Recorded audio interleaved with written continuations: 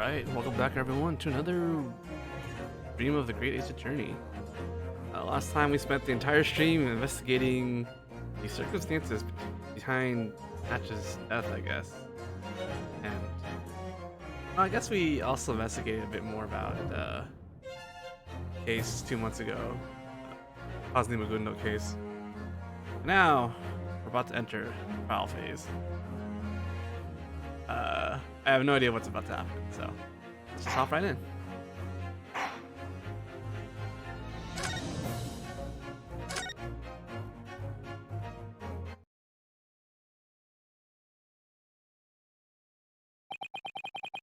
When I woke up the next morning, Susato was already gone. That's right. Susato had to be back to Anne because her father fell ill.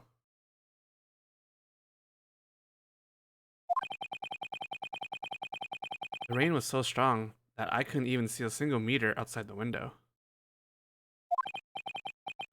Thus, this long, unforgettable day began.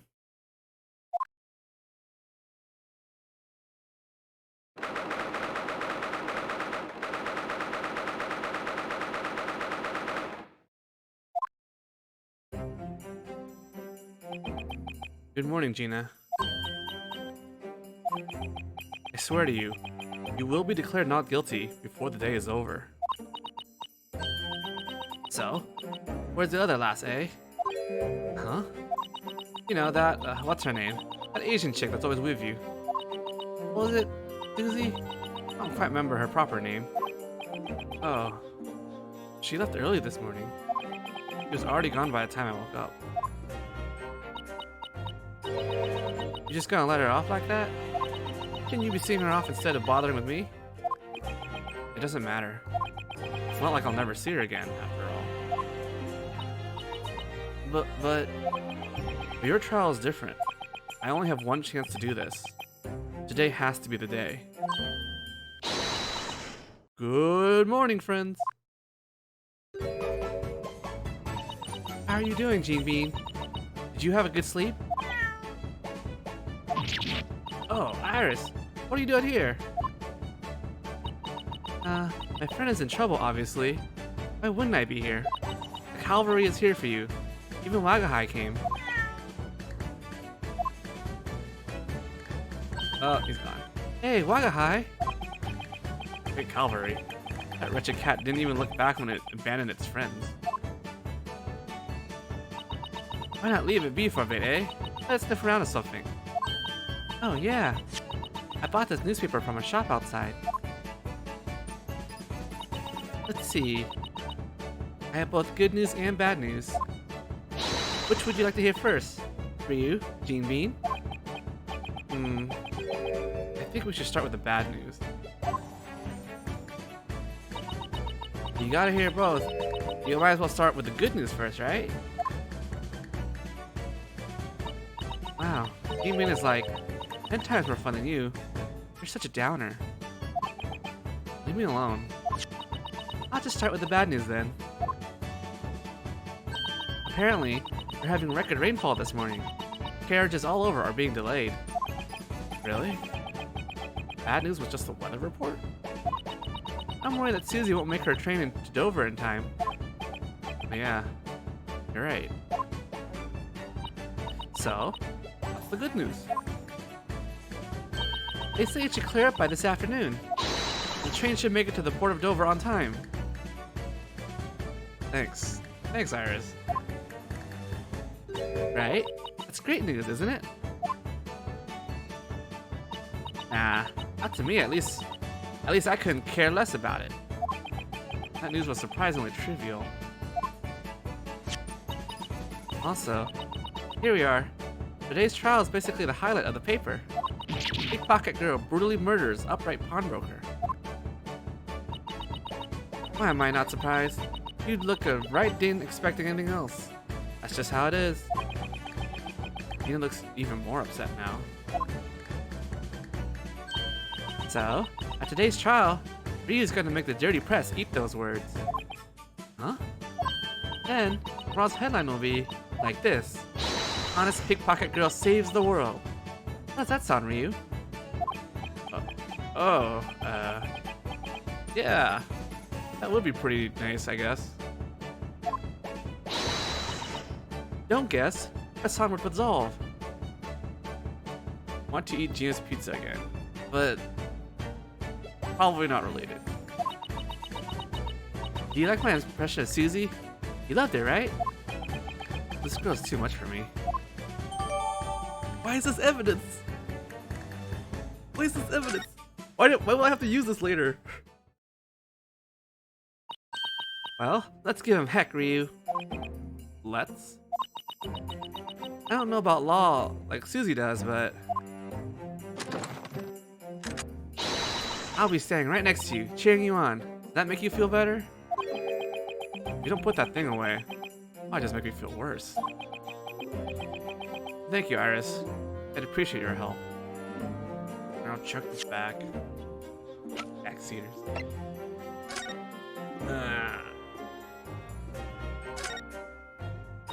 Look at the back.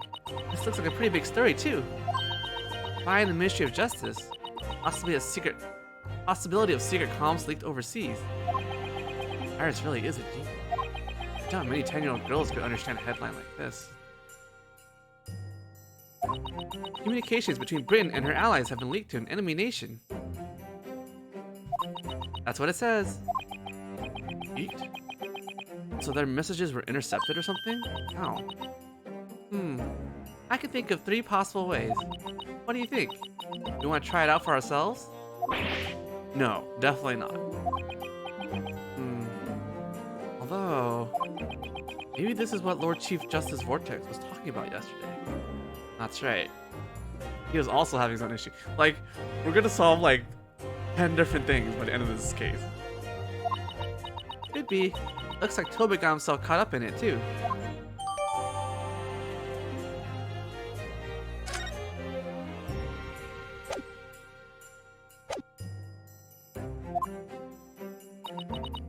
That reminds me, Iris? What's up, Gene Bean? How's Ohms? Yeah, an operation yesterday, yeah? Yeah, the operation went well, but he's still sleeping. Huh? I have a friend who's an inspector. I asked him to tell me right away when Holmesy wakes up. She must mean Inspector Gregson. I'm sure he'll get the message straight to her. Alright. I don't have Susata or Mr. Holmes with me today. This time, I'll have to prove Gina's innocence with my own effort alone. Defendant, Barrister. Trial's about to commence. Make your way to the Crown Court at once. Looks like it's time. Well, let's head off then.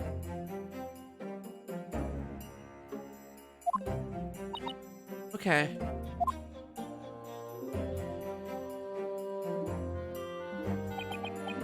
Gina.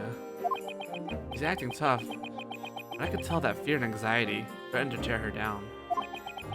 I will believe in her until the very end to prove her innocence. This, I swear. That's the will he left for me.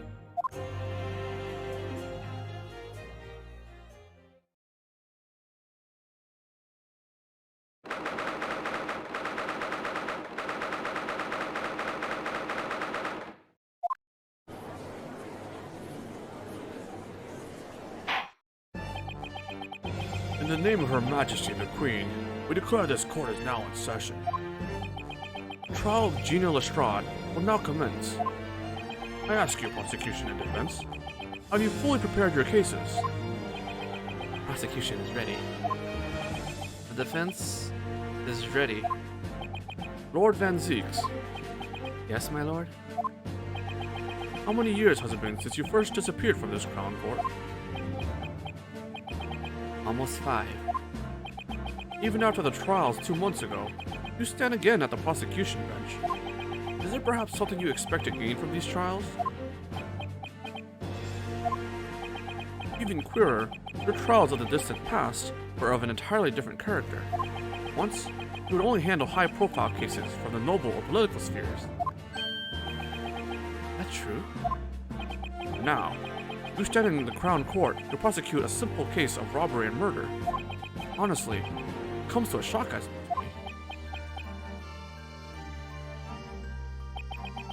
There are two things I cannot abide by. The first would be the villains who wield their expansive financial power to feign altruism. He's totally talking about that Cosme Maguno guy you defended. I could have guessed, but thanks. Cosme Magundo. Boy, I know what kind of man he really was. There looks an even more disgusting kind of monster. A kind of human rubbish that curries favor with feigned innocence, only to betray you. These despicable vermin hail from an unknown island in the Far East. They are called Japanese. What? Where did that come from? Ryu, he's totally talking about you. Pretty sure I could have guessed that one too. Pardon me, but what exactly do you mean by betraying me? I have to wonder why. Why does he feel such an animosity towards us Japanese? Whatever the case may be, the court welcomes the revival of the Reaper, whom London's evildoers so fear. I am most grateful for your consideration. Now, 6 fine citizens of our capital city, of sound mind and strong sense. Are you all prepared to participate in the trial? Oh, we've got some, excuse me? We have some returning faces. As a veteran of the British Empire, I swear to hand down a fair and just verdict. Clean cutlery, a clean table, and a clean master. That's all I require. The new world should seize everything stereoscopically, just like this. I didn't forget, did I? Oh dear. Maybe I really did. The women of the future moves forward with progressive mindset.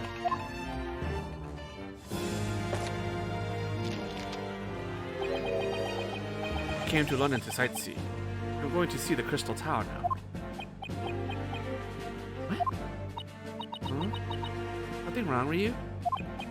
No, it's just... There are a lot of familiar faces in this jury. Wow. Small world, I guess. You know, they randomly select these juries from over 6 million Londoners. That's what they say. But I'm finding it a little hard to believe. Very well. Now, Lord Van Zeeks, I would first ask you for your explanation of this case. As you wish. Before I begin, however, I have something I wish to say to the jury. That is...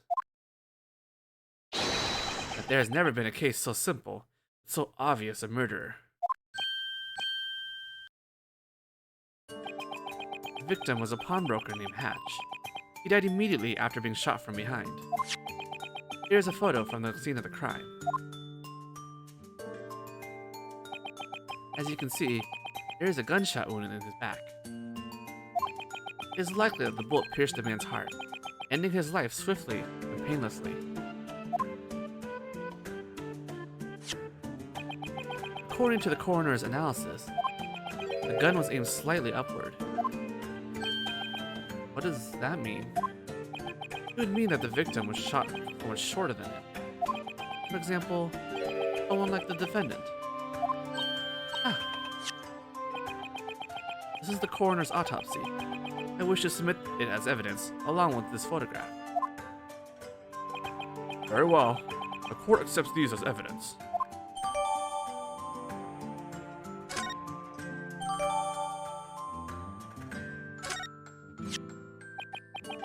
Next, I would like you all to direct your focus toward the sketch of the crime scene.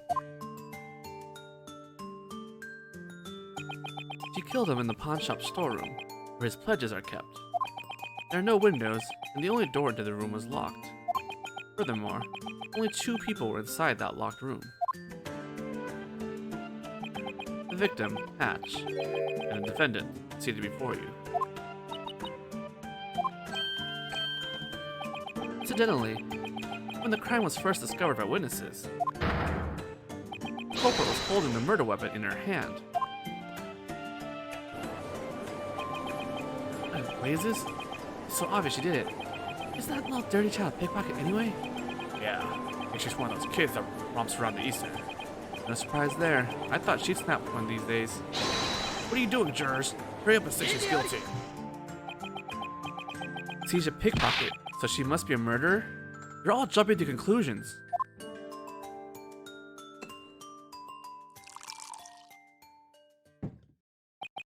Calm yourself, black-hearted exchange student. The evidence against your client doesn't end there. As luck would have it, this murder incident had 2 decisive eyewitnesses at the scene. What? If we listen to the testimony, I'm sure everything will become clear. We'll see whether or not this girl really is a poor, misunderstood petty thief. In any case, please hand over the evidence you've submitted thus far. The court will accept them into the record. As you wish.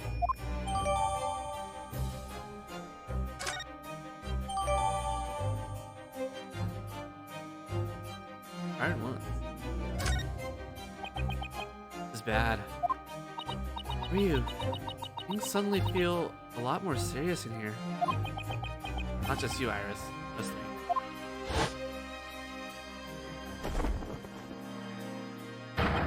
Now, let us begin. Bring forth the 2 witnesses to this wretched crime.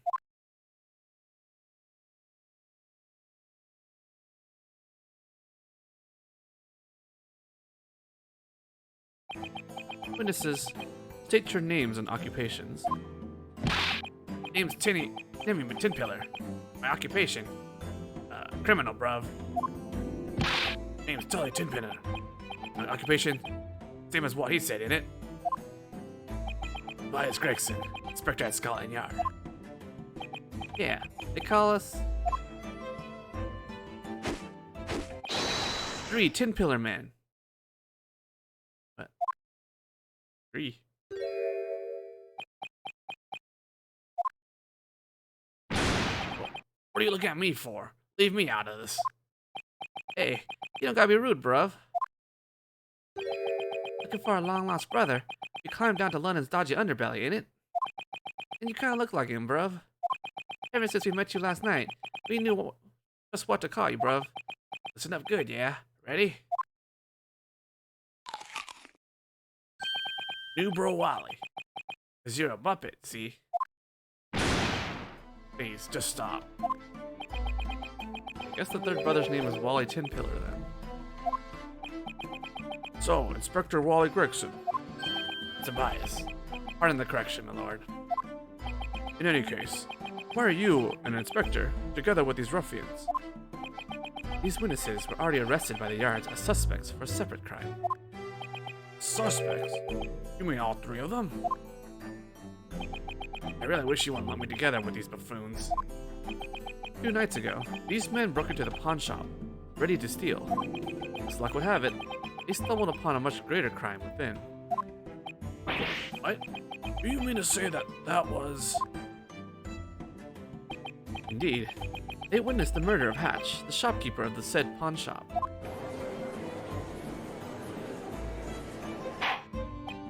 Order, order! As for their crimes of illegal trespassing and attempted robbery, they will be tried on a different date. I escorted them here to testify in this trial. I understand the circumstances and acknowledge the prosecution's request. Now, Tin Pillars, I hereby order you to testify. Testify about everything you saw in that shop on the night of the crime. Roger, sir. Tin Pillars, woo!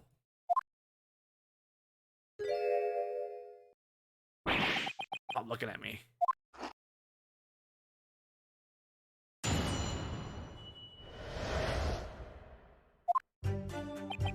You saw that pawn shop there was open on the way down Baker Street, ain't it? It was like a sign from the Lord himself. We had to go in, bruv. And then, inside the back room, it was a gun shop, bruv. We ran to the door and tried to open it, but it was locked from the inside, innit? We didn't do nothing. We didn't steal nothing. We just left the shop nice and quiet, yeah? Anything these two say even valid? I mean, look, the court doesn't like Gina because she's a pickpocket. So they shouldn't like these two because these guys are also thieves. But there's gonna be some hypocrisy or something. I don't know. What a frightening coincidence. These two scoundrels broke into the shop while I was already being victimized by another crime. The given testimony matches with the state of the crime scene perfectly. The door to the storeroom was indeed locked from the inside, and in there lay only the victim and the defendant. Indeed, this does seem to be an open and shut case. Now, defense, the court orders you to begin your cross-examination. Defense? Oh, yes, my lord. What's wrong, Ryu? It's pretty shocking how they can blatantly lie like that. I know the truth looking within this testimony. I've seen it with my own two eyes. All of their claims are complete rubbish.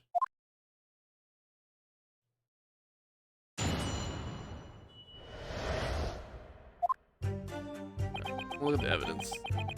Since we didn't do that. Oh god, there's so many pages. Actually, it's only 3 pages. Not even 3 full pages. So we had autopsy report. Reported by us.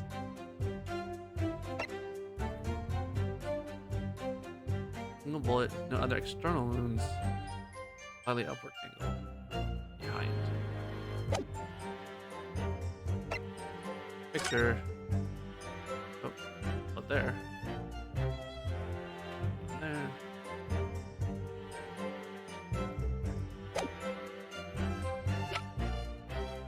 Sketch. Yep. Seems okay. Done. Yes, 3D, baby.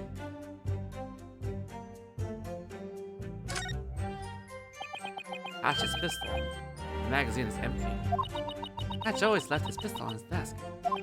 Apparently, he only kept a single bullet in there at a time. That's right, to protect his patron's goods. His pistol was fired that night. Hatch lost his life. In the end, I guess he really did give up his life to protect his patron's pledges. Alright, don't do this, but we're gonna look right at the gun. And that is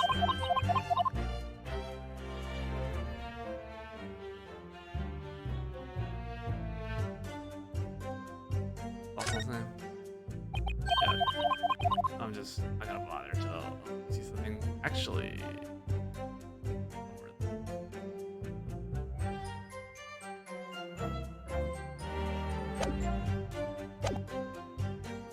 Okay, saw the pawn shop door was open.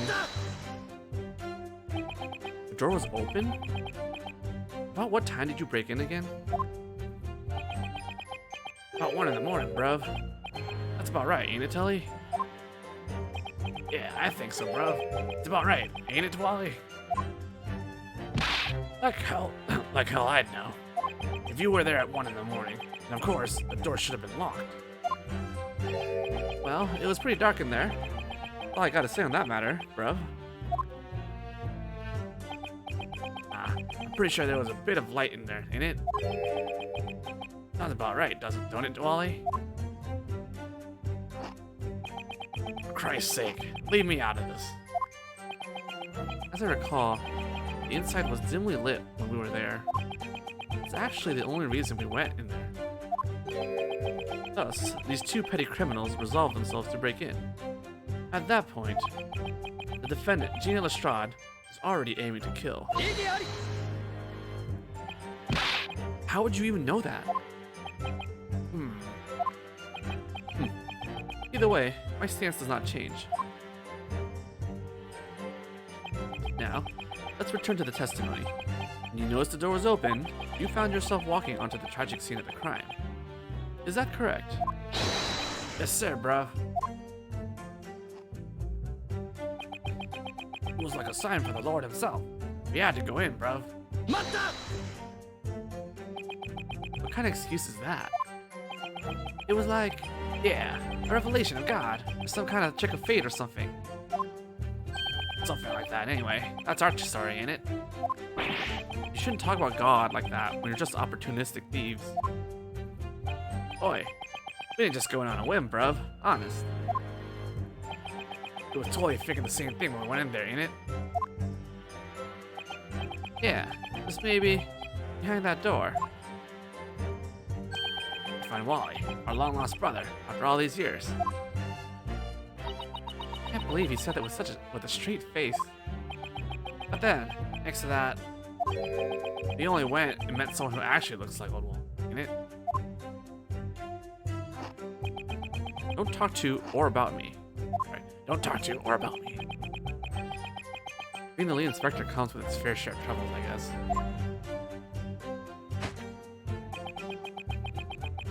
Yeah. Back room has a gunshot. Are you absolutely sure that there was only a single shot fired? Yeah, just the one. That's my story, bruv, and I'm sticking to it. Same here. Well, I think so too, and all. The murder weapon was the victim's own revolver. Actually, always kept on top of the shop counter. Yeah, he did. That really stood out to me. There were no bullets left in the chamber. Didn't he say something about that? Actually, only keeps one bullet in the gun at all times. Come to think of it, he did say that. In other words, the weapon was only fired once. You're absolutely sure of this? Yes, my lord, 100%. Afterward, the murder weapon was found firmly held in the defendant's hand. This isn't going well. Enter the door, try to open it. It was locked. It was a gunshot. Enter the door and try to open it. You mean the door leading to the storeroom? If you look at the sketch, it should be obvious. Besides the entrance, there's only one other door in the shop. The door to the storeroom. The only light was from a lamp, but we couldn't see too good. We found another door behind some curtains in it. Sounds right so far. The door to the storeroom was hidden by a curtain after all. By the way, why did you try to open the door in the first place? You what? Any common burglar would run for his life as soon as he heard a gunshot, right? Well, bruv, you think it sounds about right, don't you, bruv? Well, we ain't common burglars. That's our story, ain't it? Humans generally react to loud noises in one of two ways. Some cower in fear and flee. Others muster up courage and leap to action. I'm sure a black-hearted Japanese like you fits in the first category. These two do not. Well, I guess I'm a coward now. In any case, the door to the crime scene was locked. You were unable to open it. What did you do? What did you two do after that? We didn't do nothing, and we didn't steal nothing. We just left the shop nice and quiet like, yeah? They shot home. You didn't do nothing, and you didn't steal nothing. You sure? Well, it all started to kick off as soon as we walked in, bruh. We couldn't even get our hands out of our pockets, let alone steal, ain't it? We just left the shop, nice and quiet like, yeah? Are you sure? We're peaceful criminals, yeah? Ain't nothing we hate more than violence, bruv. Kept our hands shoved in our pockets and made off, fast as we could. How dare you lie like that? Eh? When you two were trying to get away, you bumped into someone, didn't you? Oh. And then you shot him. What? What did they shoot? Ah! You No way. You're the bloke what we ran into when we was making our getaway, ain't it? I am. How come you didn't say nothing? You should have said something before, bruv. You were holding a gun. And then, when you were running away, you shot the great detective as he arrived at the scene. You shot the Sherlock Holmes. Shot Mr. Holmes? Seriously? Yeah, I heard rumors that he was taken to the hospital yesterday. It's just horrid. Who would shoot our own Mr. Holmes? On the night of the crime, These two men were arrested not far from the scene. They looked so suspicious, the patrolling officer couldn't leave them wandering around.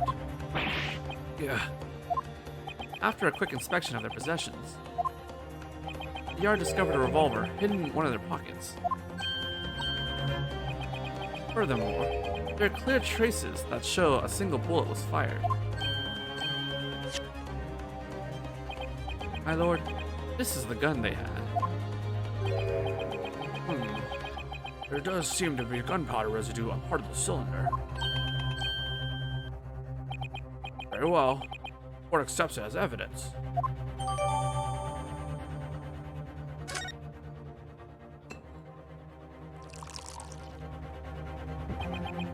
Japanese boy. Sir? Prosecution demands evidence. Indeed, there are signs that a single wound was fired from their gun. I demand you present evidence to prove that the bullet was fired at the crime scene. Why should I need evidence? I was present at the crime scene too. But I must inform you that we were not present. Unless you have evidence to support your rash claims, your words are nothing more than flimsy accusations. I need evidence that these witnesses fired their gun inside the pawn shop. The court requests evidence from the defense. Show us proof that these men fired their gun inside the pawn shop that night. I think it's a calendar. Is that here? Yeah, I guess so. Also, it's weird that it started on this one. Maybe it remembers where you last left off. But is there something better to submit than that?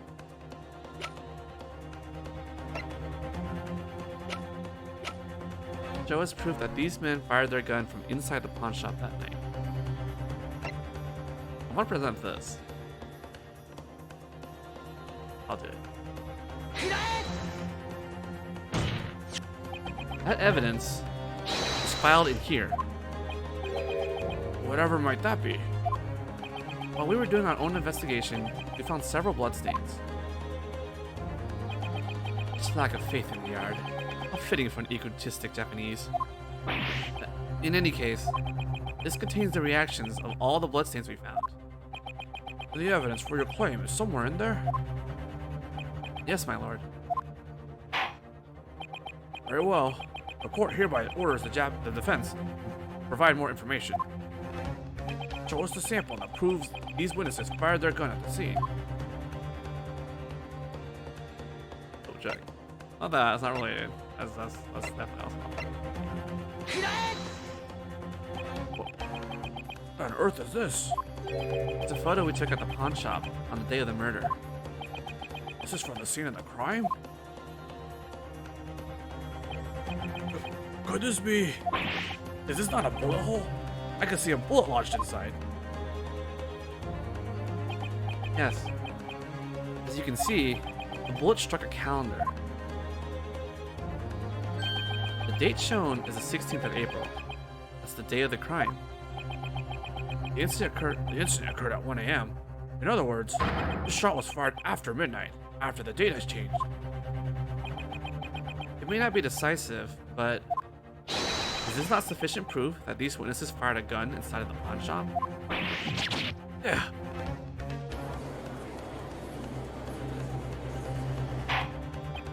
Order. Your thoughts, Lord Van Zeeks?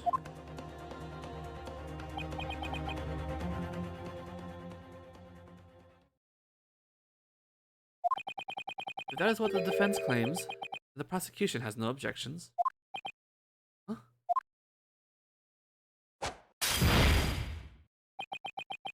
Please forgive my impudence for shattering the Holy Grail within these halls of justice.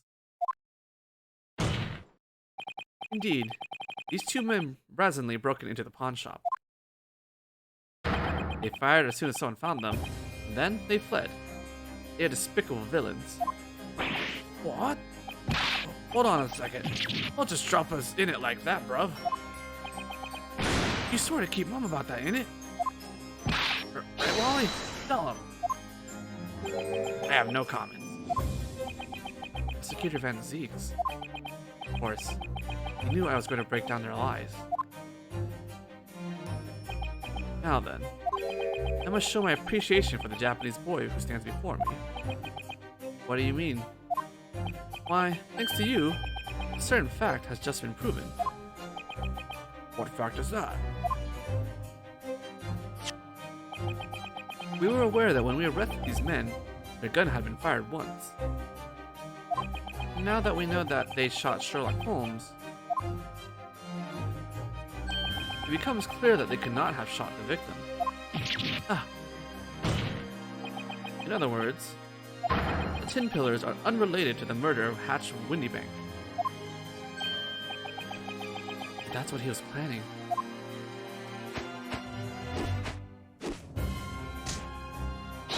Yeah, we're innocent, bruv. Yeah, that's what I thought too, bruv. Illegal trespassing, attempted robbery, perjury, now attempted murder. Seems your crimes are piling up. Aw. Don't do this to us, bruv. Now, speaking of that oh-so-great detective, Sherlock Holmes, it appears he was a regular patron of the victim's pawn shop. What in the world is he doing now? Mr. Holmes has a strange obsession with tinkering with bizarre machinery. What does he mean by bizarre, huh? Why don't you glare at him instead? He was such a loyal customer that he even set up this strange device inside the shop. That's Holmes' automatic crime recording device. What is that? It looks to be like a camera of sorts. You are correct, my lord. It appears to be a camera with a small clock attached to it. Automatically take pictures of the shop in 30-minute intervals. If robbers break in, this camera will take pictures of them. I see. I brought a night's worth of pictures taken from this camera.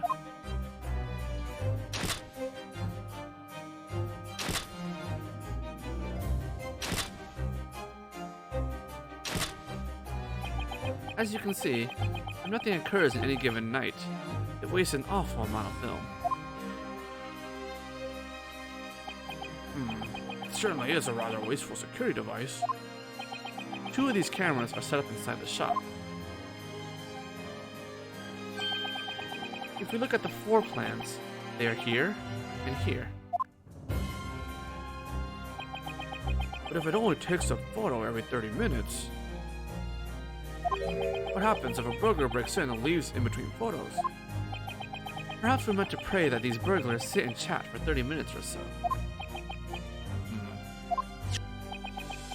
As it happens, these witnesses were not captured in any of the photos that night. Oh, we got well lucky, bruv. Yeah, Looks like the good Lord himself is on Tin Pillar's side. allow me to confirm one thing, witnesses. Around what time did you break into the shop? It was around 1 in the morning. Ain't no doubt in my mind. Right, bruv? Yeah, I'm sure it was around 1 in the morning, bruv. Let's confirm one more thing then. What did the camera capture just before these 2 hooligans broke into the shop? Here, take a look if you please. This is the defendant, Gina Lestrade. Well, that's not good. As you can see, the defendant was aiming the gun at the victim. I mean, technically, no, he wasn't. But okay. He was likely trying to coerce him into opening the storeroom door. Indeed, That seems to be the natural assumption. The court accepts this photograph as evidence. A photo Gina. No way. Gene Bean? Now, I'm sure you all see. Alright, check the back of the photo. Oh, y'all want this. Can't check the back. Alright, good. I didn't expect this gun. I really don't think there's gonna be anything here. No.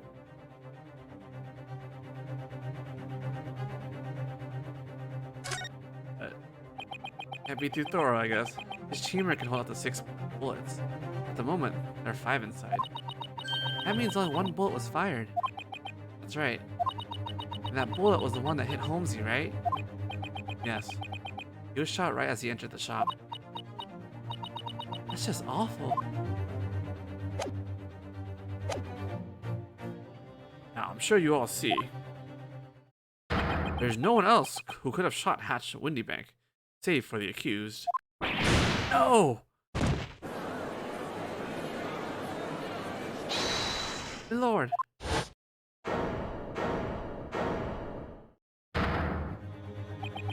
An old war veteran wishes to speak with you. What is it, Foreman? Ever since I took a shell to the knee during the Battle of Maiwand, I've been forced to stay off the battlefield. I've only a medal to show for it. Compared to my victories in battle, medal is nothing. And where are you going with this? For this past year, I've continued to wage war on the battlefield known as life. And now, with my 5 fellow comrades by my side, I have found our final resting place. I swear I have, my lord.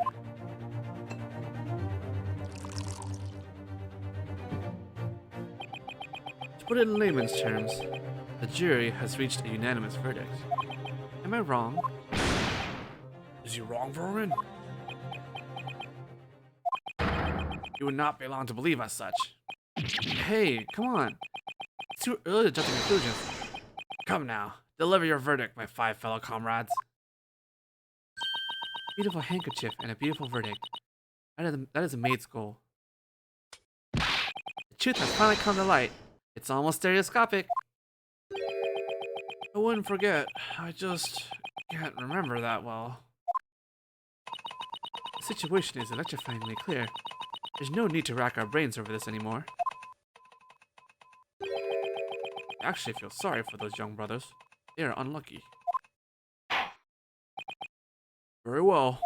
Jurors, I would ask you to voice your opinions. You've made up your deliberations. Present your verdict to the court. Yuzai! Yuzai! Yuzai! Yuzai! Yuzai! Yuzai!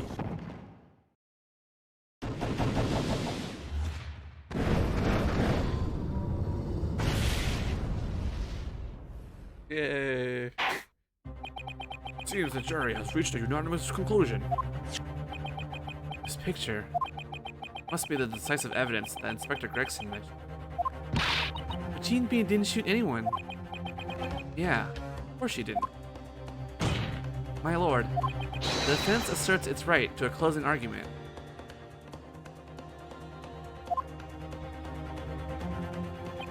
Court acknowledges you're right. Of course, it's no surprise that you would waste our time with your sad, vain struggle. Why is every case here must have 100%? Because we need to have the closing argument game mechanic, which is fairly interesting as a game mechanic. The closing argument will now commence.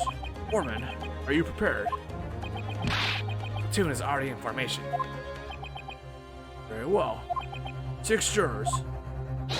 Court orders you to explain your reasons and basis behind your guilty verdicts.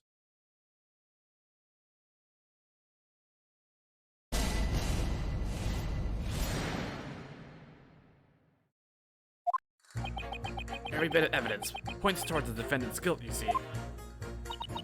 It's a maid's duty to dispose of any and all unsightly rubbish. That is all. If you look at the photo stereoscopically, the truth becomes plain as to see. I forgot. He wouldn't be alive in the first place, right?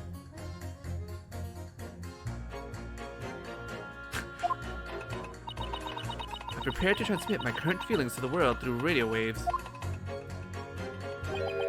Judging people by looks is wrong. Those 3 men have done nothing evil. 3 men. Indeed, the crime scene and evidence all point toward the defendant. She and the victim were alone together, inside a locked storeroom. The defendant was holding the weapon, and these witnesses heard her shooting him. Above all, just look at this photo. I've been on the battlefield. I know what people look like when they're shooting to kill. They aim their gun at the ceiling? Like, I'm gonna assume the Tin Pillars knocked out Gina and then shot Hatch and then planted the evidence on Gina and then locked the door through the tiny window or something like that. I don't know. That's my initial guess. Mr. Holmes's photo made them even more sure of it then. Aw, Holmesy. Can't live with him, but you can't live without him. With this much evidence against you, I doubt you'll be able to overturn this verdict. Gina never fired that gun. As long as I keep that in mind, I should be able to uncover some hidden truth. Yeah. Defense, begin your closing argument.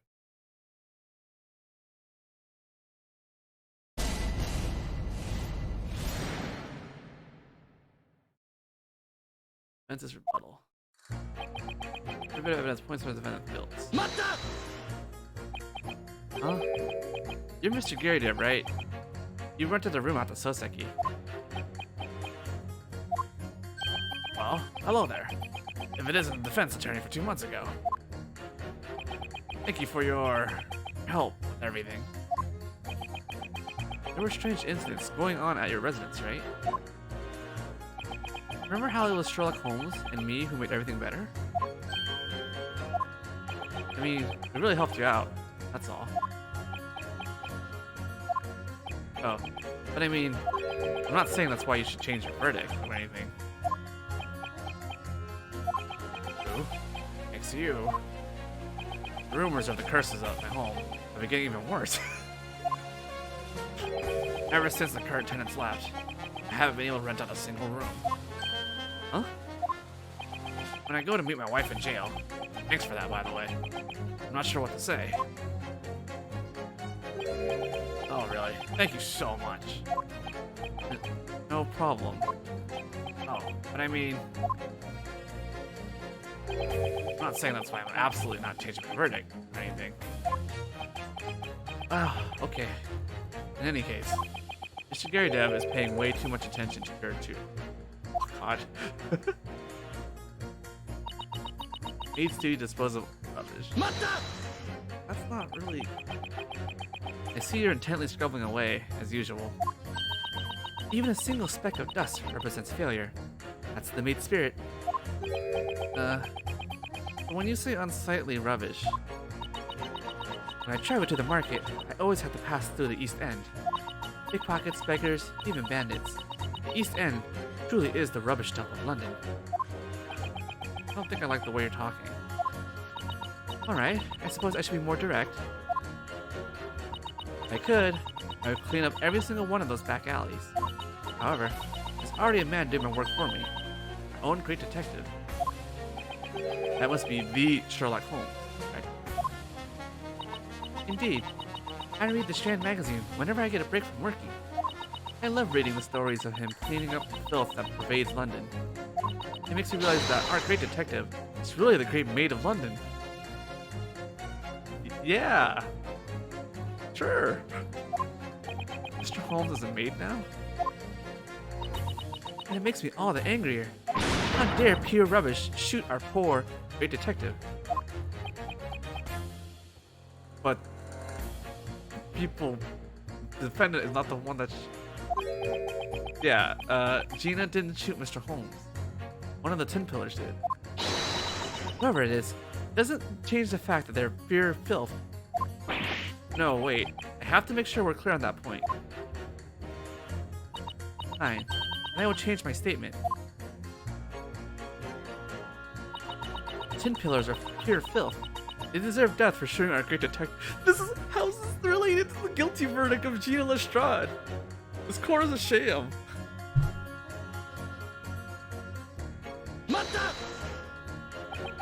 I do agree that those two are monsters for shooting Mr. Holmes. However, this trial is for the murder of Hatch Windybank. Is there a difference? What? Whether a burglar or a pickpocket, the one who shot the pawnbroker amounts to little more than filth. We should throw them straight into the bin. Those are my thoughts on the matter.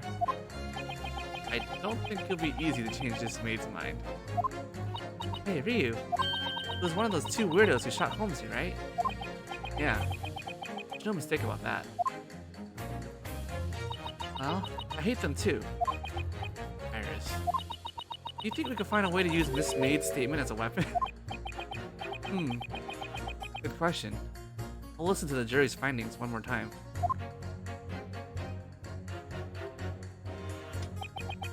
Alright. Look at the photos there. Gotta press because this is not very useful. Can you explain what you mean by viewing it stereoscopically? What? What do you mean by what I mean? Well, I guess you could look at it normally and see the same thing. It's obvious that the pickpocket girl is trying to shoot the victim. Again, but we can't tell if she actually shot him from this picture alone. But if you think about it stereoscopically, there's no other explanation. By the way, do you happen to like stereoscopes? Ooh, yes. How could you tell? I don't know. Suppose I'm a mind reader. Just two pictures, you can recreate a vivid image in your mind. Such mystery, such novelty. This is truly the pinnacle of the century. I see. Yes, now is the time for stereoscopes to shine. The latest, greatest invention that lets you see things you shouldn't be able to see. I'd pay good money for it if it let me see evidence you shouldn't be able to see.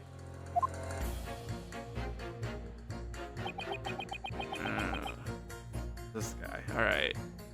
He forgot he wouldn't be alive in the first place.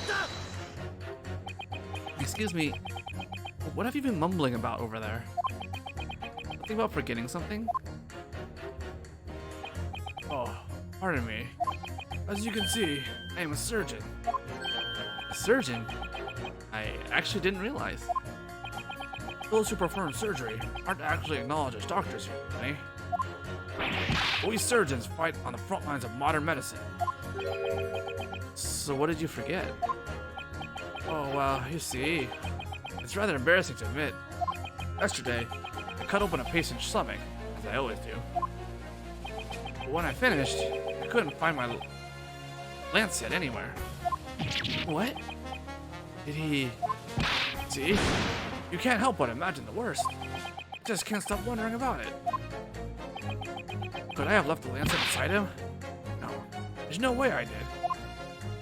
Anyway, that's my embarrassing story. Depending on what happens, this could be a lot worse than just embarrassing. Exactly. This case is perfectly clear. I'm racking my brain over the case that isn't clear instead. I'm sure I double-checked. I must have double-checked. Oh, jeez. I'm prepared to transmit my current feelings to the world through radio waves. Excuse me, but what are these radio waves? From your appearance, I guess you must be from the Far East? Yes, I come from the Empire of Japan. Long ago, messages would be relayed between our countries with letters. It would take a whole month by boat for letters to travel. But now... He's talking about international telegrams. We relay messages using electrical signals. The whole world is connected by miles and miles of cables under the sea. Cables? Under the sea? Are we still talking about real life here? Oh my. You really are so knowledgeable for someone your age. Hehe. But in the coming age, we won't even need those cables. Really? It's all about radio waves. Electrical signals will fly through the air in the coming century. I'm trembling with excitement. No, dare I say, I'm buzzing with excitement. Right. Eyes are sparkling with joy. Wireless communications. The pinnacle of a century. Even if certain deluded people believe their toy stereoscopes so amazing. If you ask me, it's all ridiculous.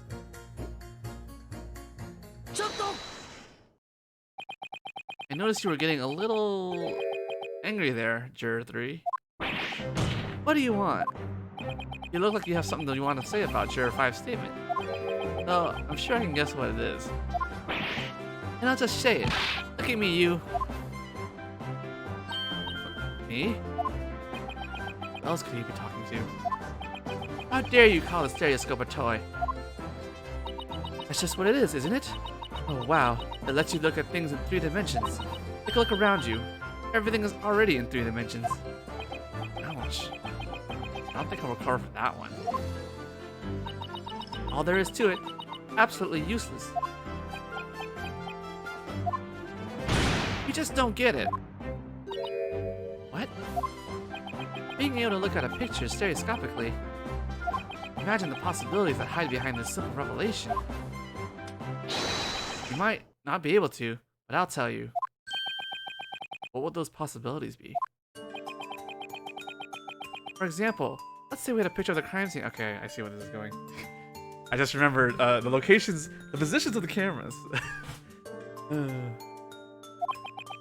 If we could just look at that stereoscopically, we might be able to reveal some clues that we hadn't seen before. Really? Ryu, do we have any photos that we might be able to view stereoscopically? Do we? Because we only have one of these. We don't have the other one. We have these, but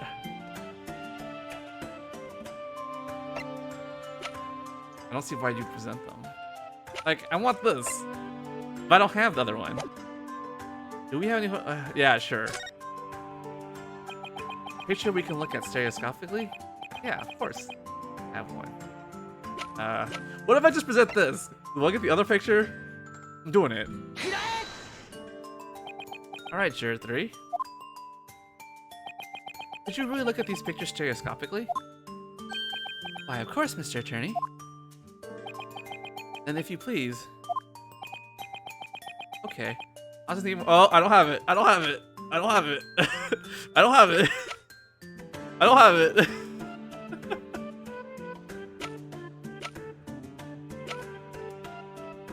I sure don't.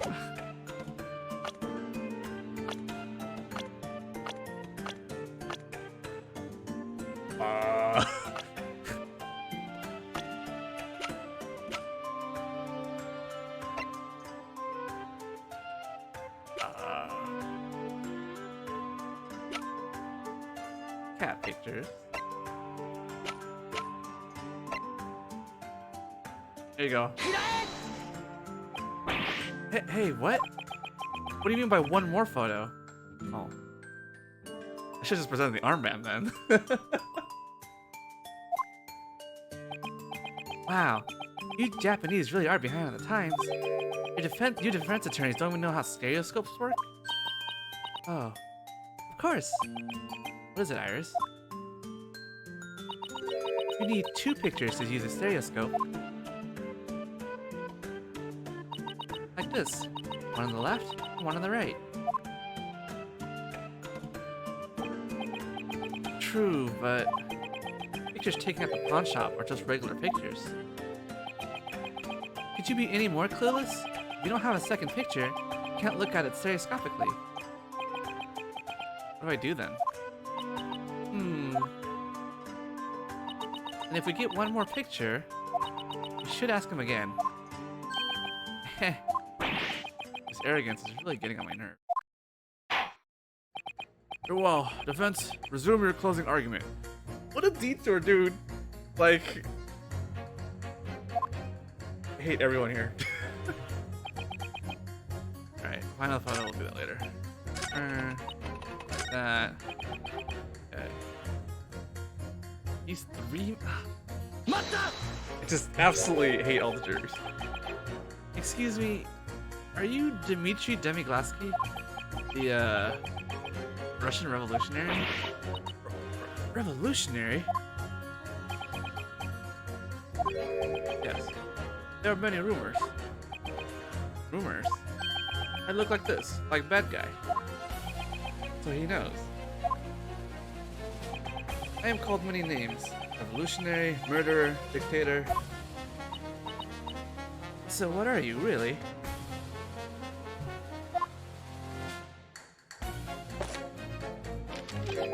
I came to London to sightsee. I'm going to see the Crystal Tower now. Something doesn't quite sit right with me here. I always treated like bad guy. Inside, I hurt. I feel sorry for men who get called bad guy because of appearances. The Tin Pillar Brothers? They may have entered shop, but they do nothing wrong. That's not what I want to say. Tin Pillars did nothing wrong? Seems... Start off by clearing up that misunderstanding. Hey, Iris.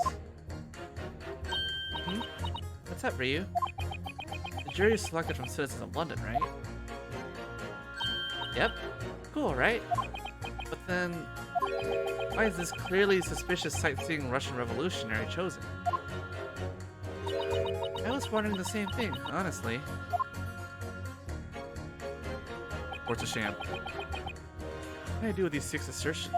If I don't change the majority vote to not guilty, I will end right here. Absolutely positive, Dean Bean would never shoot anyone. I just have to find a contradiction among their statements, show how they clash. I'll do whatever it takes to convince them. Alright, this is like the most roundabout thing I've ever seen. Okay. Back. $10 of trash. 6. Clash. These two statements are clearly contradictory. What it blazes? Defense. The court demands an explanation. Contradiction? From my mouth? Contradiction. Juror 6. You seem to lack a fundamental understanding of this case. Fundamental? Juror 2 said it herself only moments ago. The Tin Pillar shot at least 1 bullet as they ran from the pawn shop. And that vile bullet struck our poor dear Sherlock Holmes. You don't mean to tell me that you didn't catch that, do you? Vile bullet. Juror 6. Excuse me? Oh, sorry.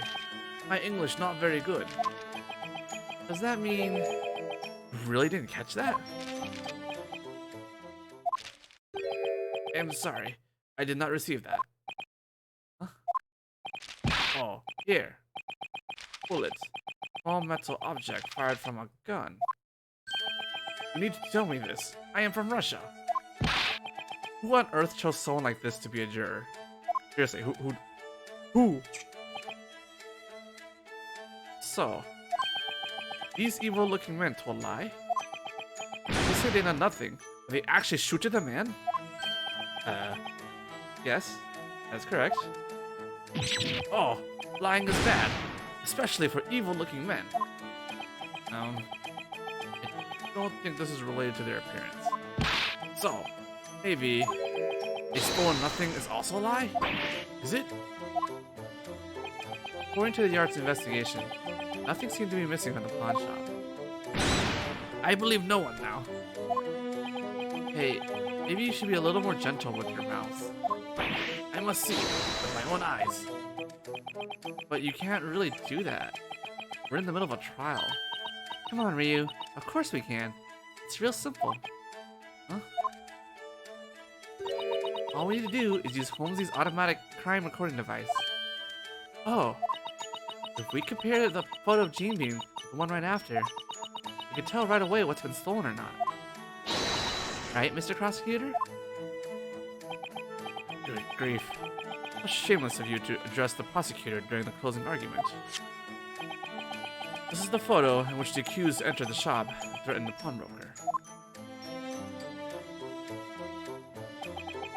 Two then moved to the storeroom. After that, Tin Pillars broke in.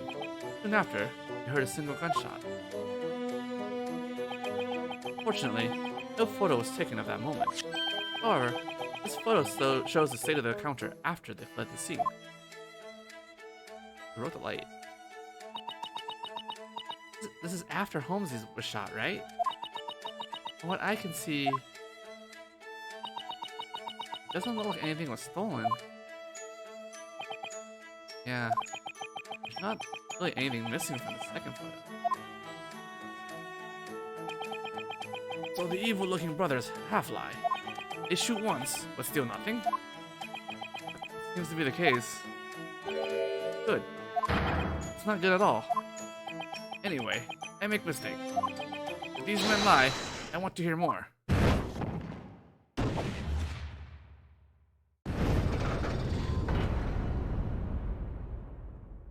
Oh, good job, Ryu.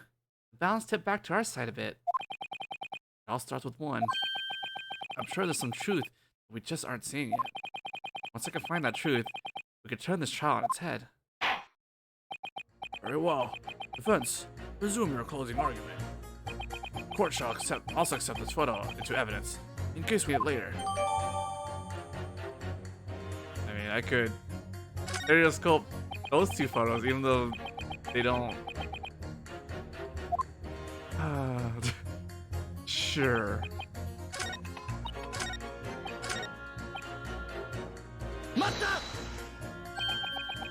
Could we really get a new clue from this photograph? Who knows? Let me just get a peek at that second picture. Make sure we can look at stereoscopically. Of course I have one.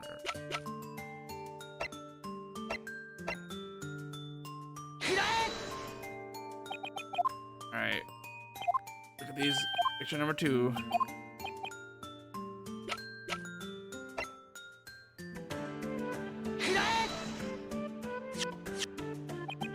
These two photos were taken by the same automatic crime recording device. That will do. By the way, Mr. Attorney, do you know why we can see stereograms in 3 dimensions? Do you know the mechanics behind it? Yes, I do. Please don't repeat this. Oh, God. Let's see. If I'm right, I learned this yesterday. I've got this.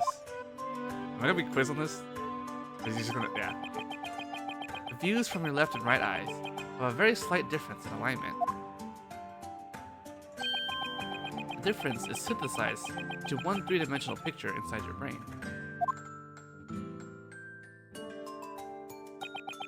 You're exactly right. Which means the misalignment between these 2 pictures is important. So if you line up 2 pictures that are exactly the same, what happens? Of course, you wouldn't be able to view it stereoscopically. Oh. Oh! I get it. I get it now. Oh, it seems the little lady over there has caught on. I understand now, Ryu. Jeez, her eyes are crossed. That's great, Iris, but can you stop crossing your eyes at me? Ryu, look at Holmes' 2 pictures one more time.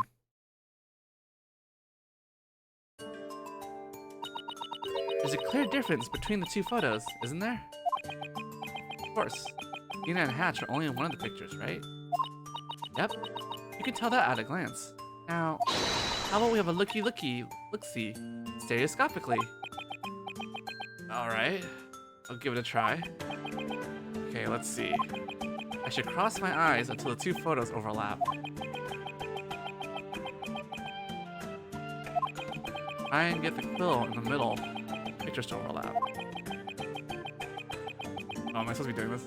Like, half the picture is, like, blocked off. I thought it would give you, like, a closer, cleaner view. Alright, let me go cross my eyes.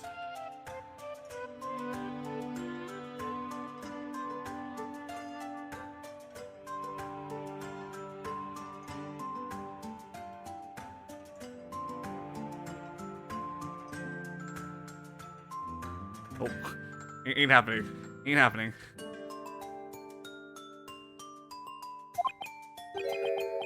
This is... So, did you manage to see it stereoscopically, Ryu? No. Admittedly, struggling a bit with this. No problemo. Times like these. Or why I carry this around. A device that lets you look at stereograms. You know, I'm pretty sure I said this yesterday, but if you have such a useful device, why waste time glaring cross-eyed at the picture?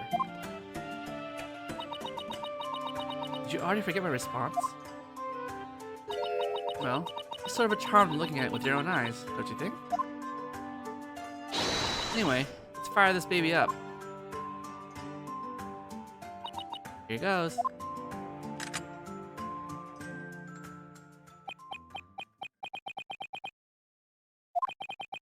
This time it's really... Oh. Oh. What on earth is going on with these photos? Stuff on top of the desk is floating.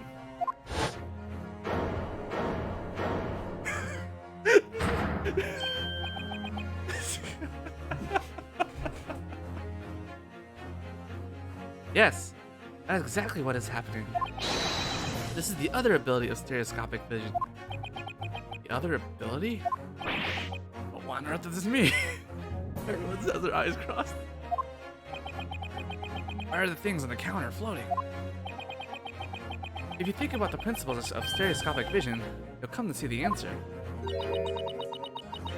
Principles of stereoscopic vision. Allow me to repeat myself. If you line up two of the same photo, you won't see it stereoscopically. Because there's a difference between the two photos at all, you see it that way.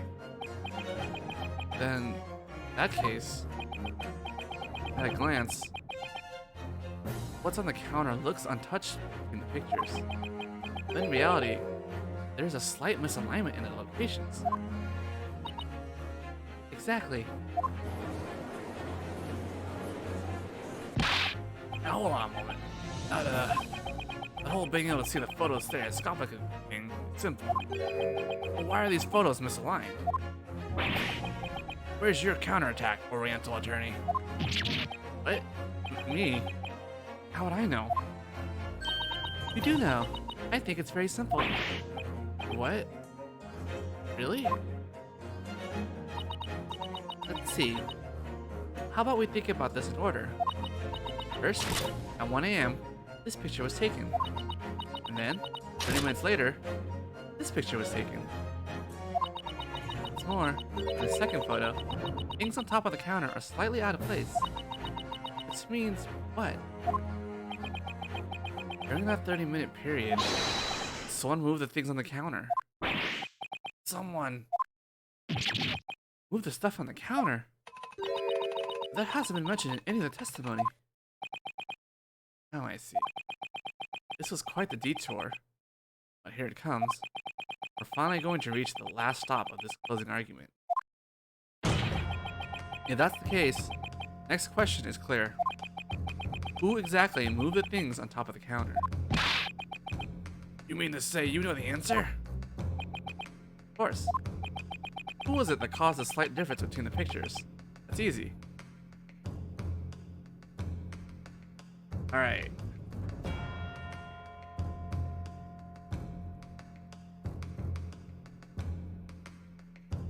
Who would do?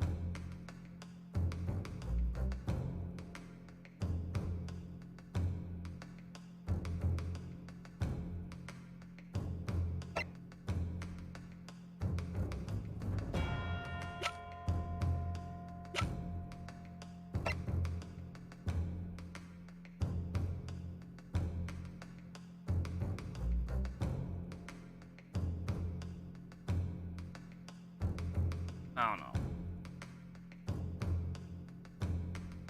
He was behind the counter. It was pushed, right? It can be none other than, oh, this person here. Well, I'm afraid I don't see it. Yes, now that I see. Who was it that caused this slight confusion in the courtroom? That's easy. I guess that would be me, right? May you be lost in your confusion forever. Well, the only people it could really be are the people who were in Hatchland's shop, right? Yeah, true. So, there really aren't that many possibilities to think about. Try to think this over again. There are signs that someone had touched the counter at the scene. If that's the case, then...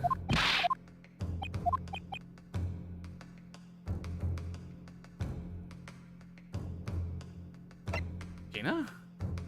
I'm just gonna mad. I don't care. Nope.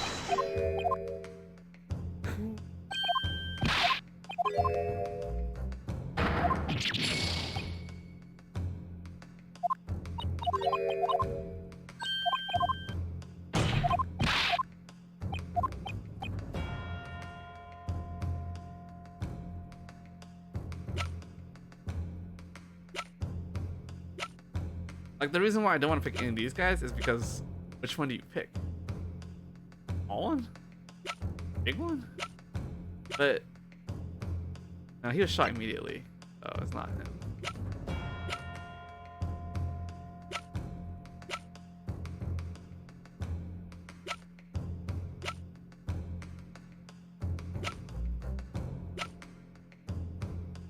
Guess I'll try. See what happens. It was the... Didn't matter. I hate this game. I overthought it. I was like, I don't know which of the two it could be, so probably not them, right? Because I can't, like, specifically decide which one it is. And whatever. It was the previous witnesses, the Tin Pillar brothers. I am confused. Those boys say earlier, the second we enter the shop, a crime happened. We touched nothing in that shop. You were saying this is more lies? This is what you were saying?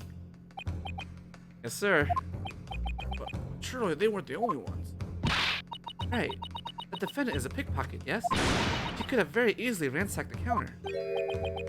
No, that's hard to believe. Why? As we can see from this photo, the defendant was pointing the gun at the victim. Again. From the looks of things, she was most likely demanding the storeroom door be opened. In other words, the defendant's objective was inside said storeroom. There was no need for her to go out of her way to move both on the counter. As such, Tin Pillars are hiding something they have yet to testify about. Okay. But the defendant is a pickpocket. It's in her nature to be villainous. Don't forget that the Tin Pillars are burglars. They're just as villainous as her. On the night of the crime, they may have been searching for something on the victim's counter. If you believe the defendant is suspicious just because she's a pickpocket, then we should be thoroughly scrutinizing the testimony of those two burglars too. I agree. I would like to hear a little bit more of their testimony.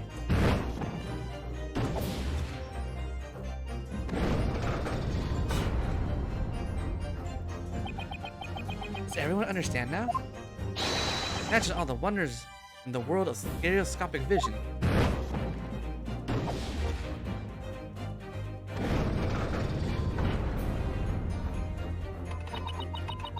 You've convinced me.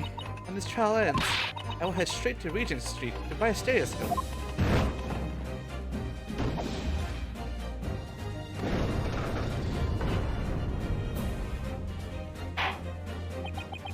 It seems this trial is far from over. Such is the conclusion the jurors have reached. The vote of the jurors has now changed as a result of the closing argument. 2 vote guilty, 4 vote not guilty. Thus, the court acknowledges the jury's vote is split. Orders a continuation of the trial. We did it, Ryu. Oh, hey. What's up, Iris? I should give you this. It might come in handy later, after all. I won't need it after this, but...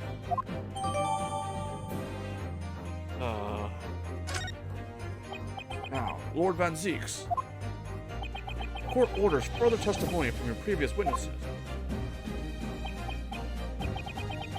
Accompanied by this fragrant scent, shall obey.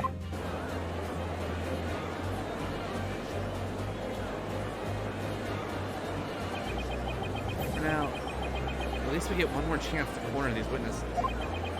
Until I get Gina not a guilty verdict, I will not let this trial end.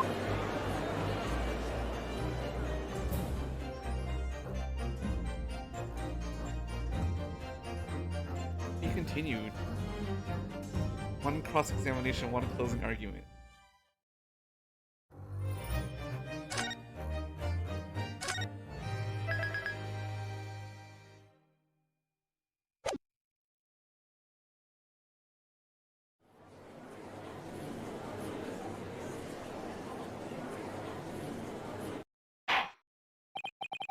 Now, let us continue this trial. Witnesses, return to the stand.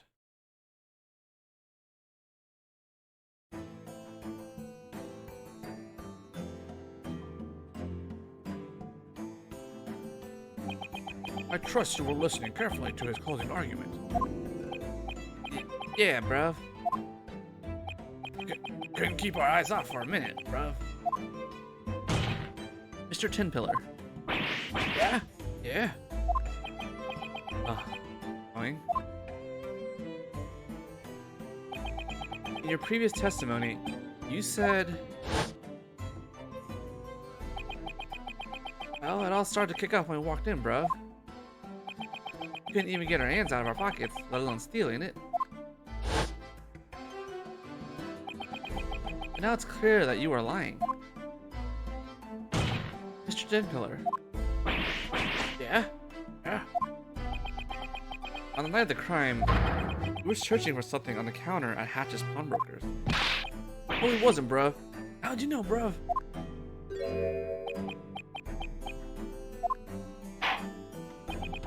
Court orders you to both testify further. What exactly were you doing when the Hatch was shot? This time, tell the truth. Every time you toss another lie onto the heap, your crimes get heavier. One day, the mountain of sin may crush you both to death. You would do well to keep that in mind. We hear you, bruv. Loud and clear, bruv.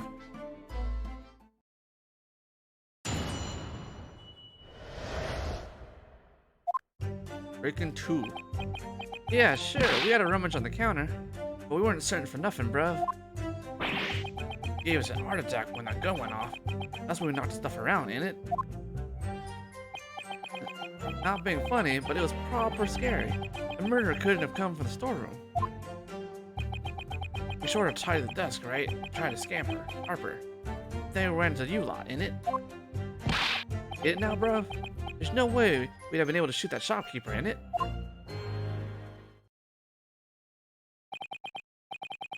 Then you both confess. You really did mess up the victim's counter on the night of the crime. We didn't mess it up or nothing, bruv. Yeah, it's more like we gave it a tidy, ain't it?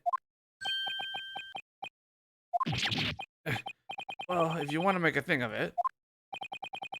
It remains true that these two men broke into the pawn shop with the intent to steal. However, they did little more than get scared by gunfire, tidy up somewhat, and flee. What? That don't make us sound like bags at all, bruv. Ain't it, bruv? Don't think you can do us a favor and make us sound a little more evil, bruv? I don't think it was a coincidence that these two were present when Hatch was shot. Must be something hidden in his testimony. I got the inspector's just there. This fries forever. Rummage on the counter, one stood for nothing. Why didn't you say so before? Well, you know, we're criminals, ain't it, bruv? Ain't it? If we run our mouths, people might think we're dodging something. We had no choice, bruv. We didn't want to add no more crimes to the pile. Well, thanks to your lies, I imagine you'll be adding a few perjury charges to that pile. That hurts, bruv. Getting annoying. Ain't it, bruh? Don't do it too. Witnesses. Tell the Crown Court why you ransacked the counter at the crime scene. We didn't ransack nothing, bruv. Yeah, bruv, really. Clean it up, ain't it?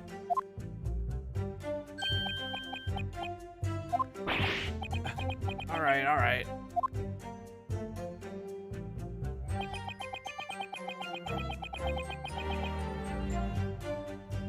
Hard jacket went off.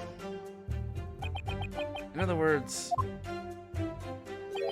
gunshot surprised you? Yeah, mate. This one here is a real scaredy cat, bro.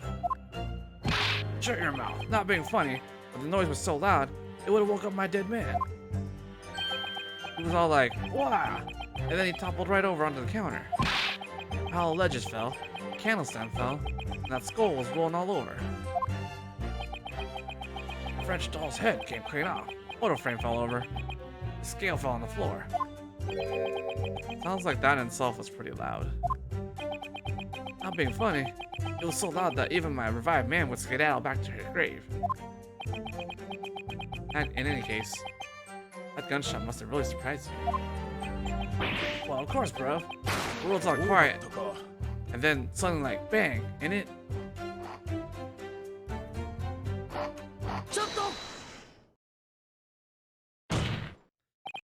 Excuse me, Inspector Gregson. I already told you not to lump me in with these weirdos. That's not what I was going to say. You seem like you were lost in thought during their testimony. Is something bothering you about it?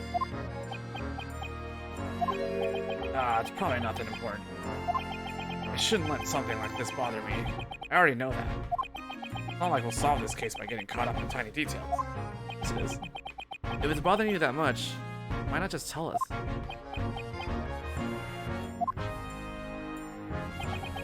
When we arrested these two yesterday, the yard questioned them thoroughly. Their statement then and their statement now are just ever so slightly different.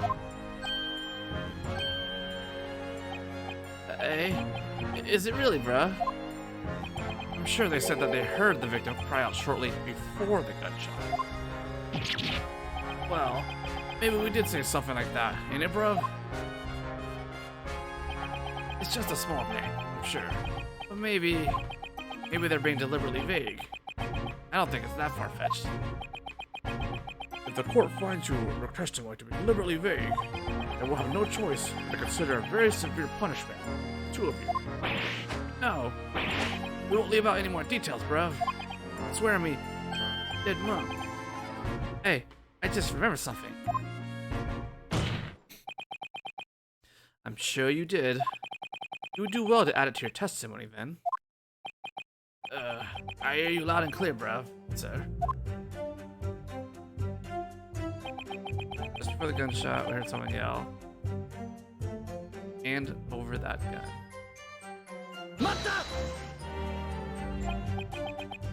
So basically, shouting on a gunshot happened around the same time? Yeah, you got in one, bruv. To be more precise, we heard a shaky voice just before the yelling, bruv. If you don't want me to shoot, and hand over the gun. Kinda like that. That was actually pretty good. Where did that voice come from then?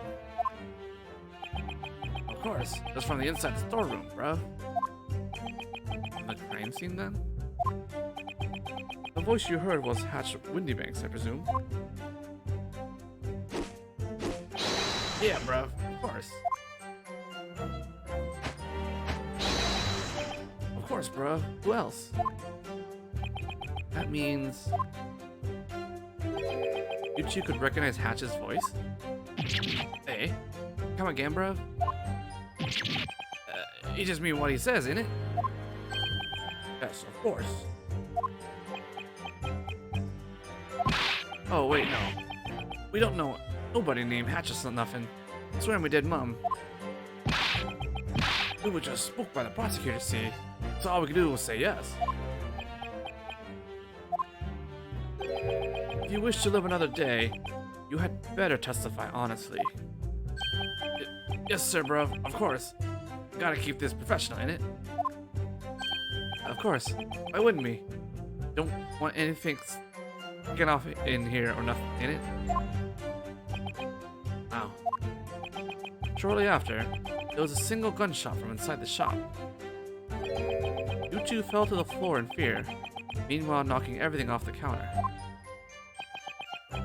Wasn't as bad as anyone thinks, bruv. Tidied up after, and...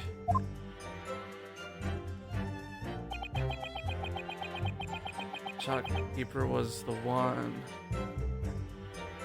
That shopkeeper was the one what had the gun. He should have just shot instead of screaming. Shopkeeper had the gun.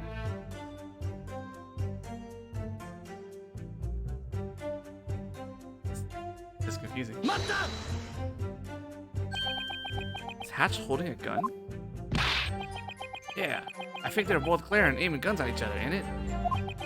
Just before we shouted, that geezer said, "If you don't want me to shoot you." But his voice was cracking so bad, I didn't think he was gonna do it, bruv.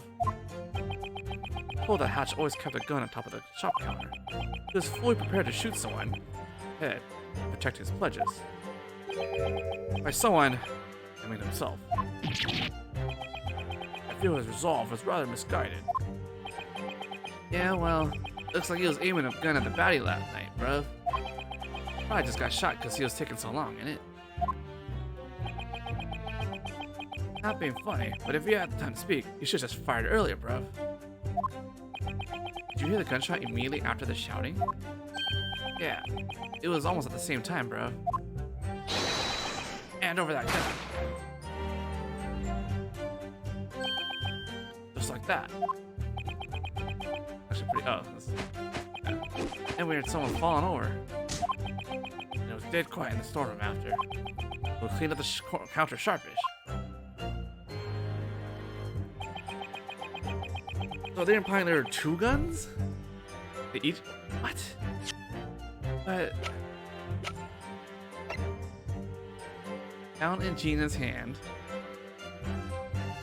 What? Oh god.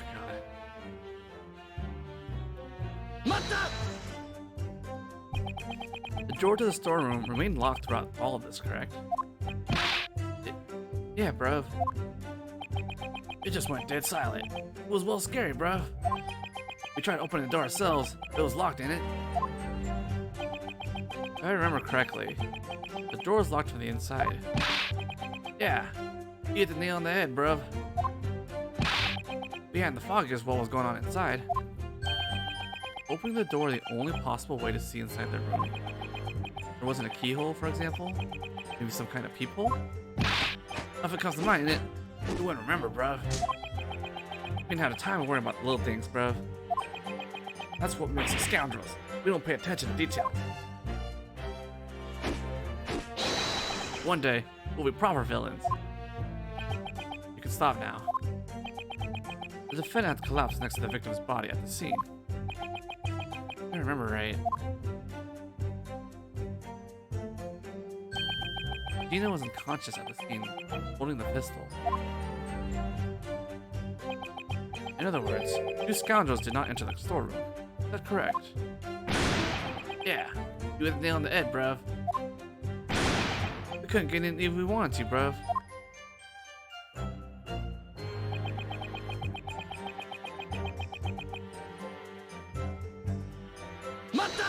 Cleaned the desk a little, then they tried to leave.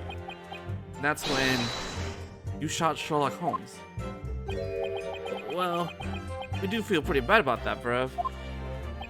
Yeah, bruv. To be honest, we was trembling loads when it happened.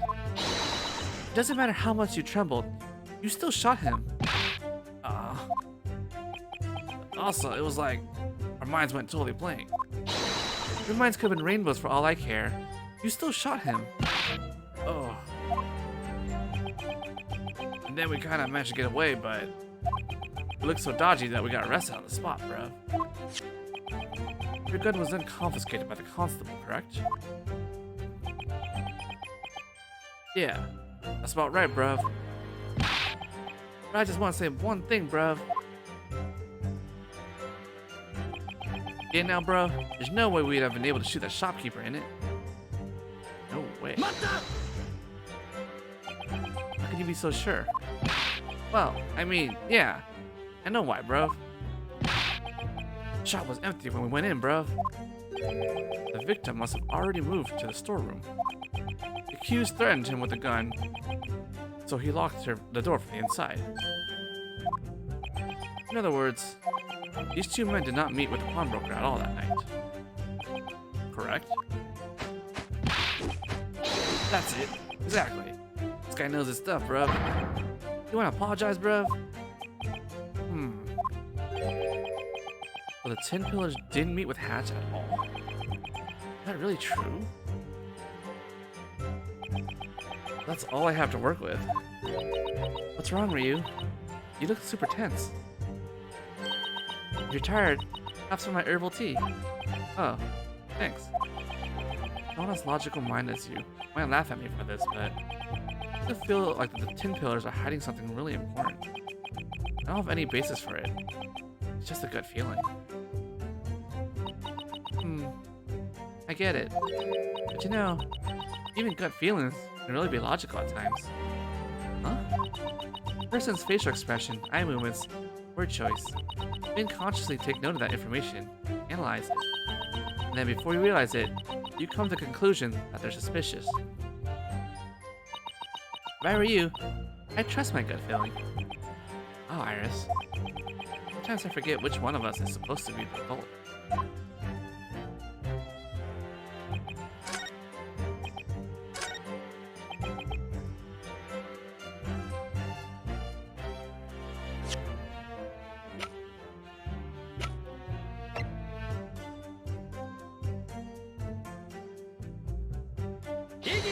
Oh.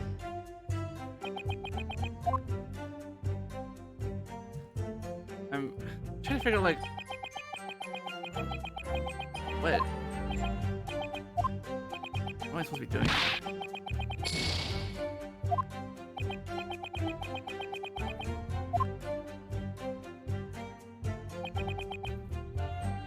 A shopkeeper was the one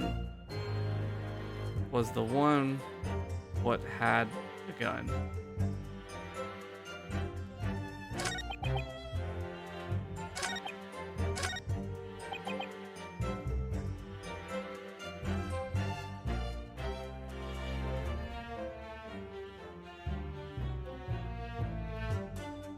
Okay, so I guess what they're trying to say is that Hatch had the picture, like, seems like they're saying Hatch had the gun and then Gina took it from her, or from him, and then shot him. But she had the gun at the counter.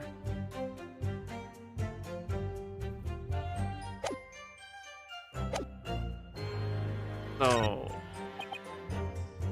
is that like just the obvious contradiction? I present the wrong thing, or am I just on the right track?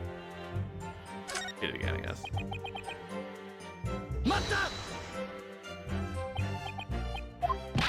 Shouting, shaky voice before yelling. You don't want me to shoot. And over the gun. That means there'd be two guns.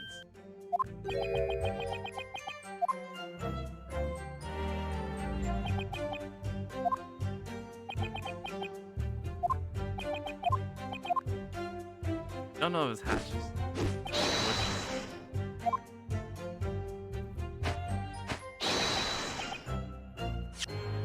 Right. Let's see.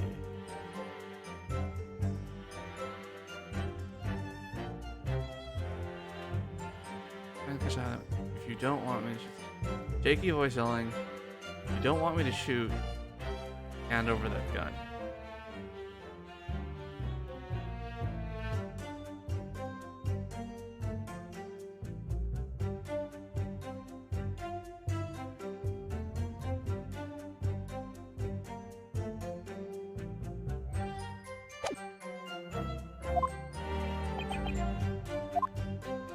That means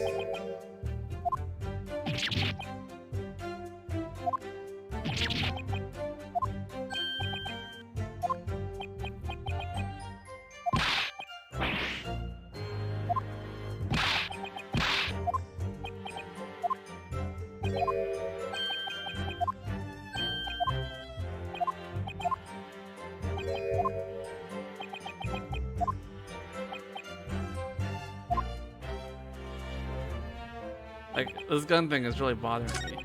But the last line also... The last line seems like obvious like, contradiction material, right? There's no way we would have been able to shoot the shopkeeper. So... But...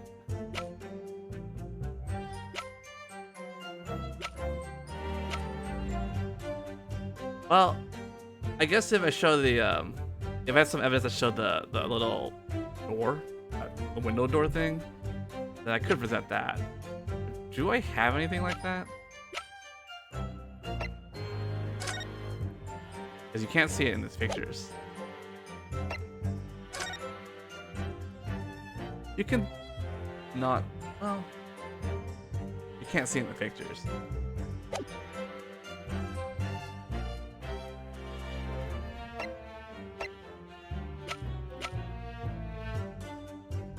If I have some kind of evidence to show that even though the door was locked, they could have shot him through the window, then I could contradict this statement.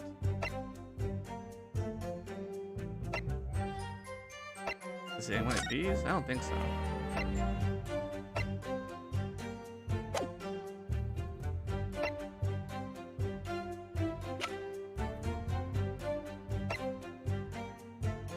God, I'm gonna have to use this later too.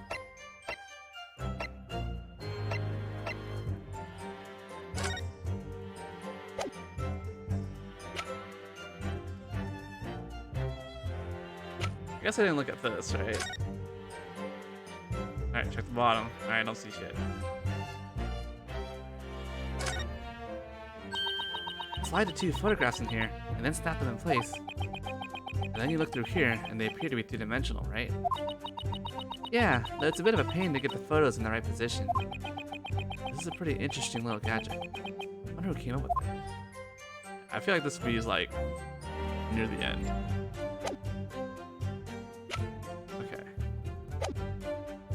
Oh, I don't want to like tunnel too hard, but if I had the window thing, I'd show that. But I was also suspicious of like the revised testimony. That's new information that they tried to hide.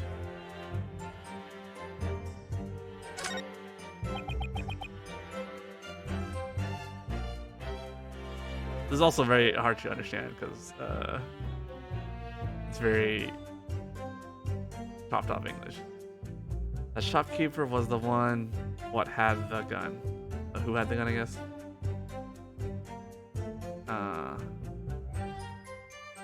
Okay. I know I presented the gun already. Did I present the picture or the did I present this yet? I don't remember. I feel like I did. I'm gonna do it again. Oh, okay. There it is. That night, the victim was holding a gun in his hands, right? Yeah, bruv. There ain't no mistake, bruv. Now let's take a look at this photo from the automatic crime recording device. It's clear that when Hatch was murdered, he was absolutely not holding a gun. What a surprise. I didn't think the defense would present evidence that damages his case. Oh. Even worse, look at the picture you presented. It has no clear evidence of being directly before the murder or otherwise. Yeah, he's right, bruv. That old geezer might completely turn tables on her after this, bruv. Then why would they go to the storeroom with her in... I doubt it. Regardless, this cannot be considered decisive evidence.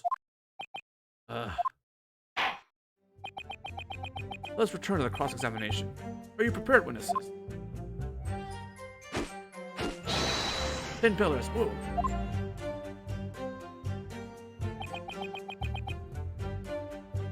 Oh. Interesting. I wonder if there's like an extra statement at the end. Also doesn't work on here. Also, it does work on like the general OS, Android OS. Quite interesting, actually.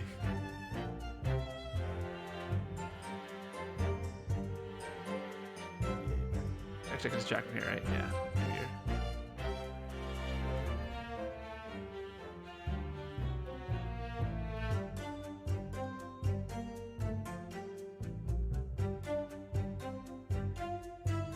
No clear evidence of being directly before the murder. What? No clear evidence of being directly before the murder. Oh, the point is, like, they could have taken the gun, I guess.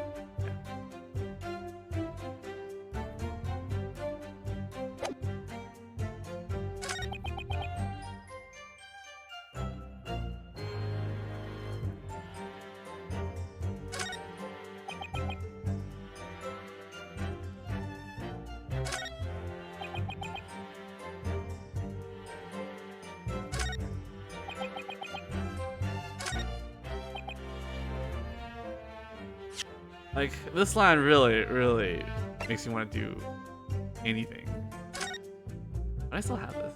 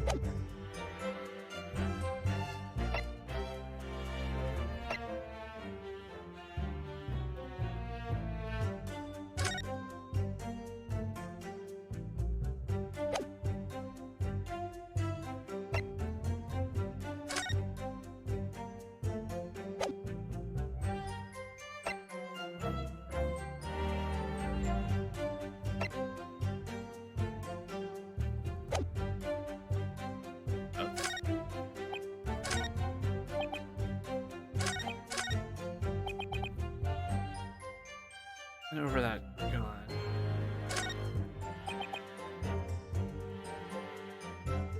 Or just counter it. What's your comment?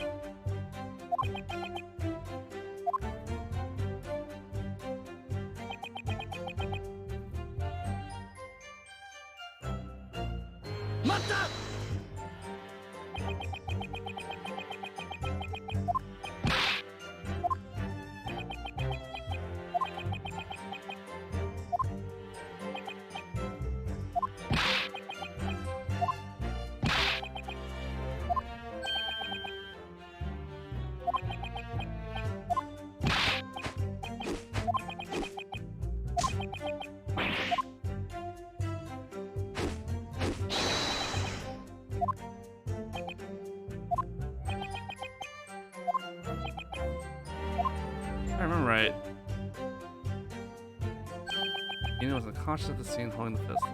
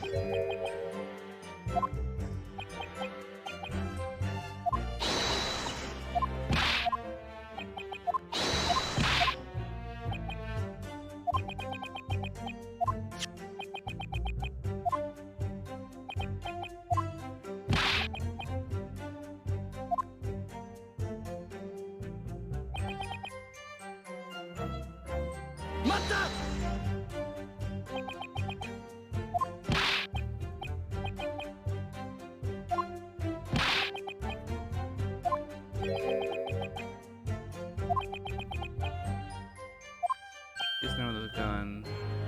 You locked him inside. Okay.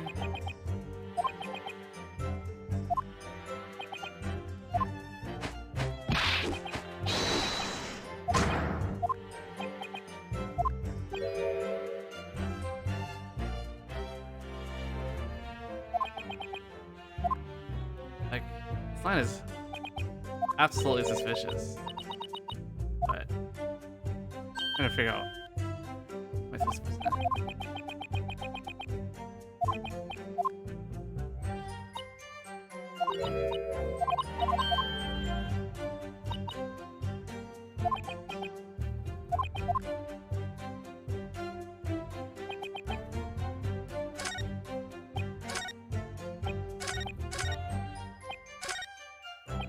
Oh. Yeah, switching of POVs make me think I'm still in the previous line. The overmatch.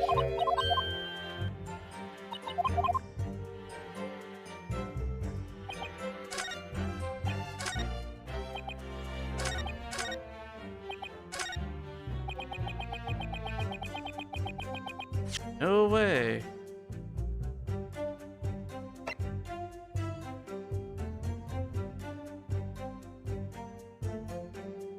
So, I need to be able to show that maybe they had opportunity to meet with Hatch.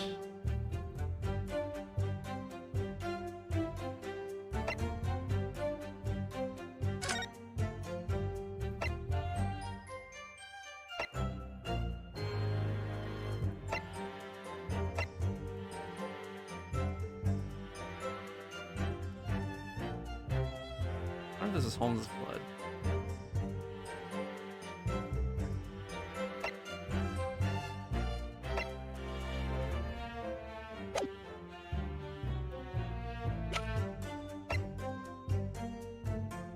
This is not really it yet.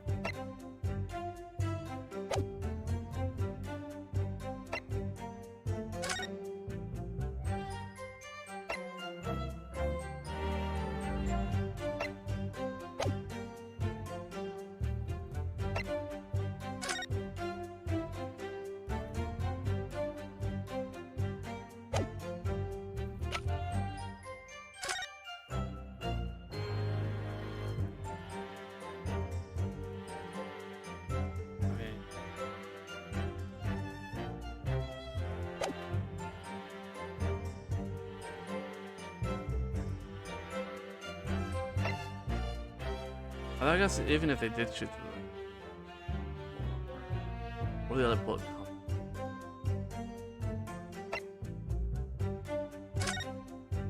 There's still that problem.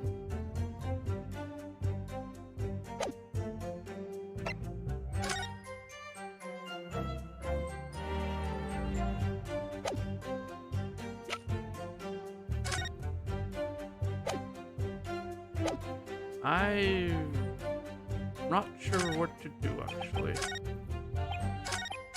I will let you guys do it this one time. What would you guys like to do? Because you guys seem to know what's happening. One and only chance, vaccine. In the interest of keeping things going.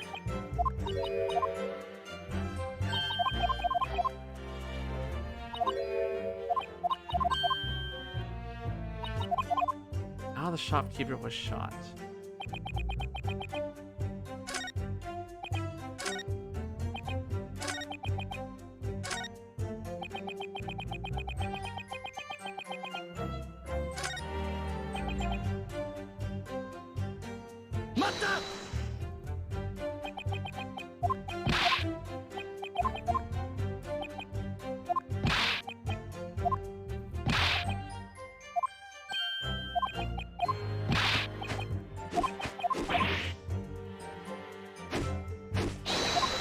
In the recreation, like, the person saying hand over the gun didn't. Oh. The person saying hand over the gun got shot. Which did bother me, but 100%.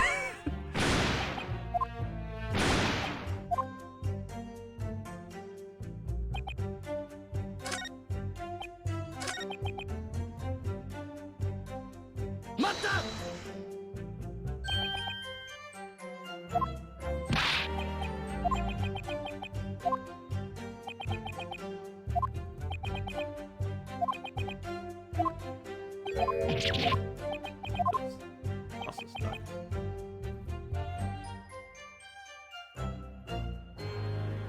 Oh, the recreation shot in the front. The thing is, the recreation isn't part of the testimony, I guess.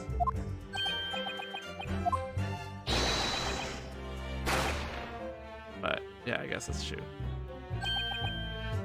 Shot in the back. Okay, I see.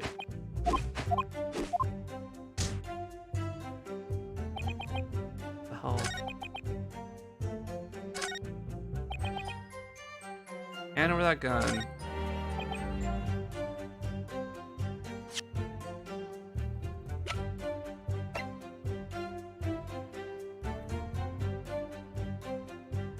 This?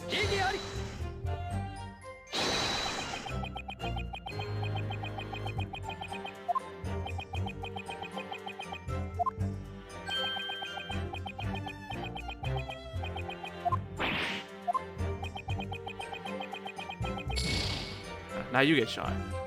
Bam. Like, I do see what you're saying, but in the context of this video game, we need to directly contradict text and not their actions. We have to contradict their text from the evidence directly. But that is kind of weird in that if you said hand over the gun and they get shot, he wouldn't be facing the other way. That could just be that I'm on the wrong line too.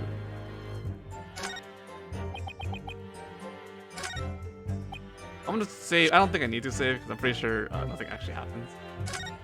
Just in case. I actually haven't been over in trial yet.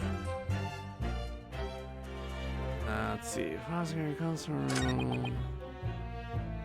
He had the gun, but it just shot instead of screaming. Because the picture. Oh, let's do it.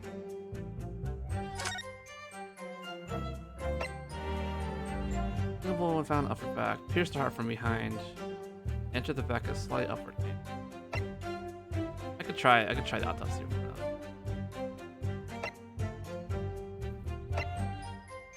Did the bullet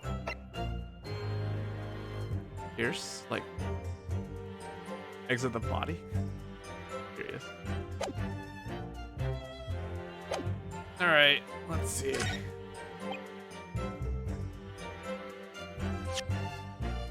Yeah, it could be this thing.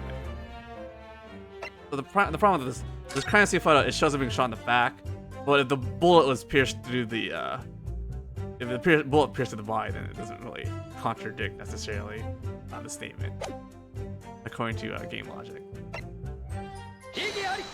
All right, guys, can you believe we're dead? By we, I mean Tina. Look at the game over scene looks like. Cease. I believe we have heard enough. The court has decided that the prolonging this trial is unnecessary. The jury will now render its verdict. Foreman, have the jurors complete the deliberation. Ready, my lord. Very well.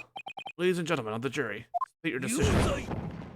有罪有罪有罪有罪有罪 Oh, I guess she's guilty.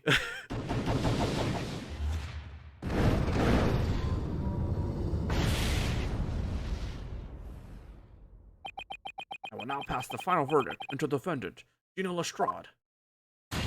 Guilty. The court thanks the jury for its swift judgment. With that, today's court is adjourned. Door's closed, then you can continue from here, probably. Oh god. The whole trial?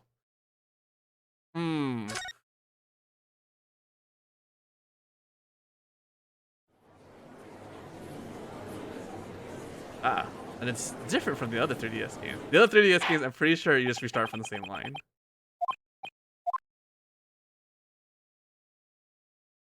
I guess this is technically the... Is this the same one?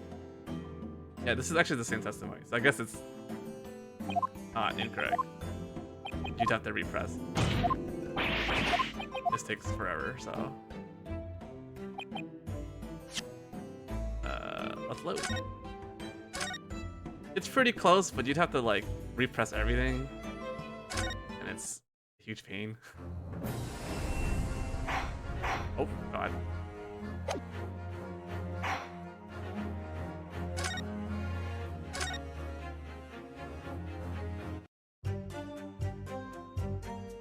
Honestly, game over is just waste your time.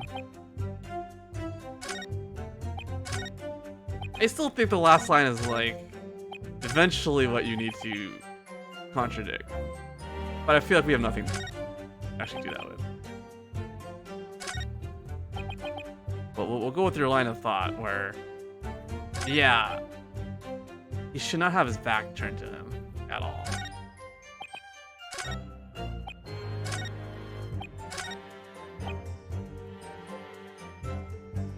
Or if we try and prove that they were searching for something. I guess that's another angle. Because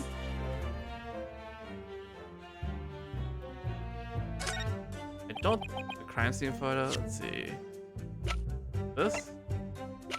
Sure. Yeah. This? I don't think I've used this. If you want, I can try it. And if it is, I'm mad. Out of 3, okay. It is! I'm gonna be mad! Why? This doesn't prove that he was shot in the back! The autopsy report proves that he was shot in the back. I hate this game. But it's what the series does sometimes, so. Just to be sure, the victim, Hatch, was holding a gun, right? Yeah, bruv. Ain't no doubt about it, bruv. However, this photo of the crime scene makes one fact very clear. When Hatch was murdered, he wasn't holding a weapon. Oh, is that what it was? Oh, okay. Okay, that's more understandable. Like, you used the photo to show that he wasn't holding a gun. Because I guess the angle was that there were 2 guns. Right? I feel like that's... 'cause otherwise this makes, like, 0 sense whatsoever. Hey? You having us on a what? There's no mistake that the victim's gun is integral to this case. I can assure you that Hatch's revolver certainly was present at the scene of the crime.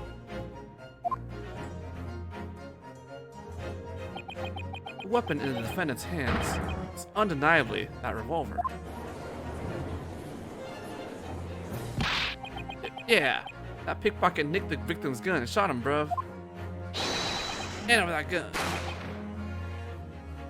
Bang, bang. Just like that. Stay perfectly still for a moment, please. Okay. The crime really was committed as you've testified. There's an obvious contradiction. What? What kind of contradiction? Interesting. Then go on and show us. Show us where the contradiction lies in the witness's reenactment. I can still say it, but it should be the autopsy report. Time to save everywhere. This is just like the original trilogy, right? You just save everywhere.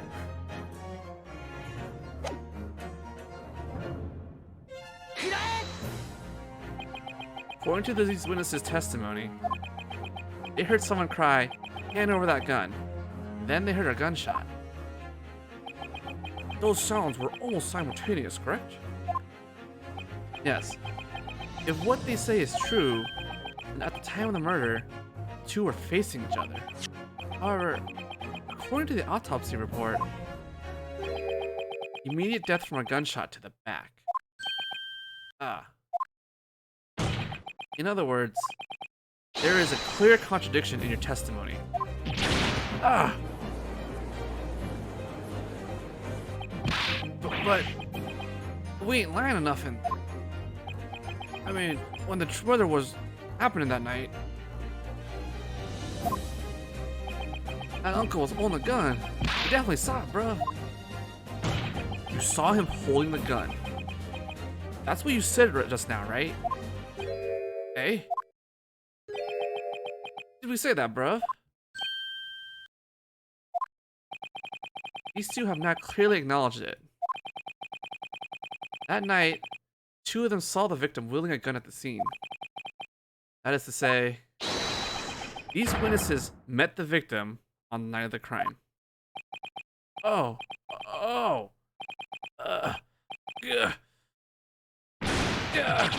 Ugh.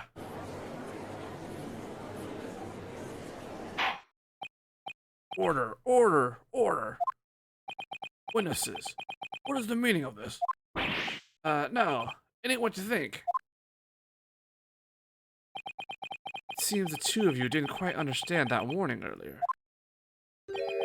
False words will only spell out your death. Witnesses, you're still lying, aren't you? We're sorry. You see, I gotta be honest here, but... Shut your mouth. We talk, they'll give us hell. What are you talking about? It would be in your best interest to fully understand the gravity of this. Silence is not an option for you two. Sully, we can't keep stum about this no more. Buddy. You mean to say you still don't understand yet? No matter how hard you try to hide the truth, your lies will always be broken apart. At the time of the crime, the two of you met with the victim in that shop. The court orders you to testify the truth. Leave us alone already, would you?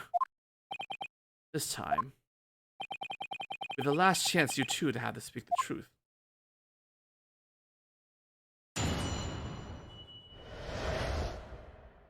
Kind of with the victim. We finally got to that pawn shop, right? Now you appear out of nowhere, bruv. Hand over that gun. They came flying us so hard, thought we was brown bread, bruv. He was strong for an old geezer. Managed to shove me right onto the counter. When I aimed my gun at him, the old geezer ran to the storeroom, innit? That's all. We ain't got nothing to do with the murder. I swear I'm a dead mum, bruv. Interesting. If I understand your testimony so far, you're saying you fought with the victim before he died? Yeah, but we were sorry. It seems the situation has changed dramatically. This time, I swear. We're really telling the whole truth, bruv. We got nothing left. Now, defense. Begin the cross-examination. Yes, my lord. Finally time. This is the moment I've been waiting for.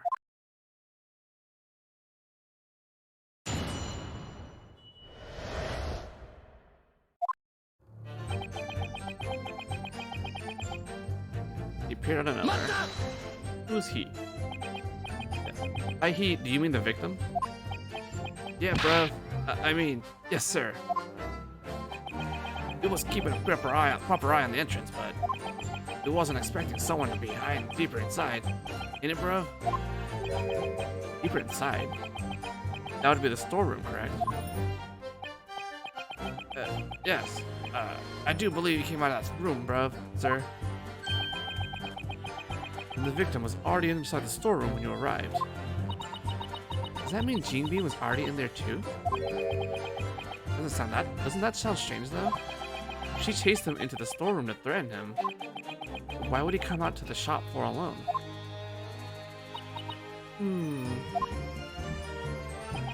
Did you see the defendant at that time? A little pickpocket bird? I don't know, bro. It's not like we really noticed, ain't it?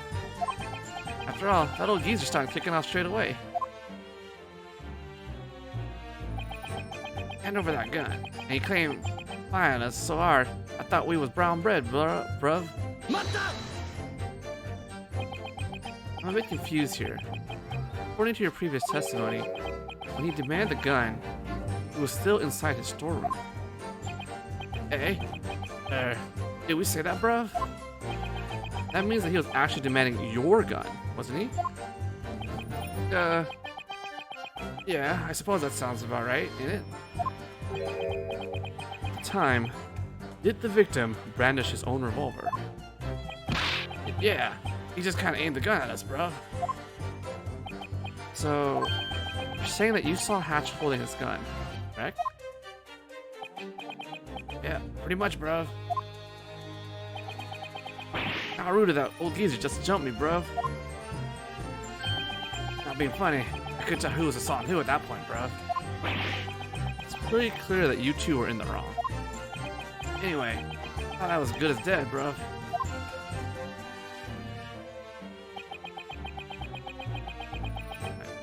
Stuff in the counter. That was when things removed, I guess. Is this the same counter that you mentioned in your previous testimony? Yeah, of course, bro. A pile of ledges fell, a candle stand fell, and that skull was rolling all over. The French doll's head came clean up, the photo frame fell over, the scale fell on the floor. It's hard to imagine all that happening, because you were surprised by the gunshot. Well, to tell you the truth, it's more like it threw me onto it. If I wasn't there alone, it might have flattened me in another 3 seconds, bro. It was around that time that the yard received an alarm signal from Hatch's pawnbrokers. There's a security alarm installed under the counter. The victim most likely activated it.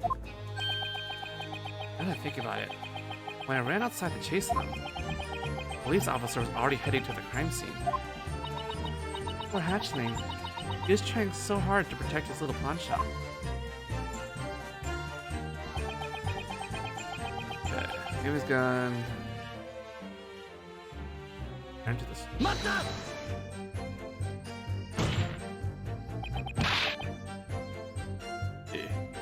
Were you aiming with the intent to kill?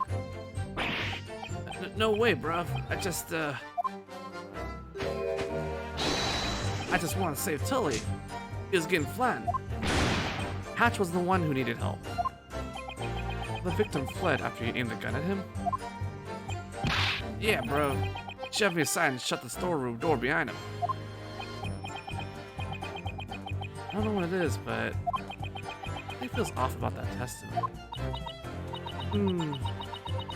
I wonder why Hatchling would run to the storeroom. Huh? Remember who was inside the storeroom? Bean Bean was in there waiting to kill him, right? I wouldn't go in there.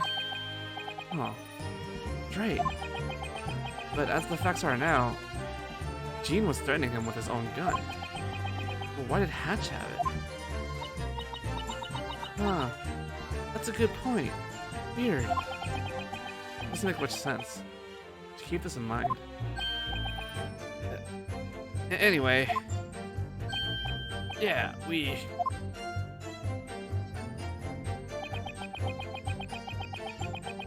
Undo them.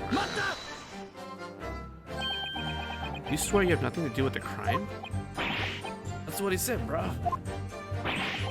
Because that old geezer shut us out of the room. He locked us from the inside, so we couldn't do nothing about it. We did try to open it, though. That room's like a vault. It didn't even budge. As you can all see, nothing has changed. There was only one person who could have shot the victim inside the storeroom. It could only have been the defendant, Lestrade, Gina Lestrade. Yeah. I'm afraid I must agree. Do you have any objections, defense? I wonder, is Gina really the only person that could have shot Hatch? No, but,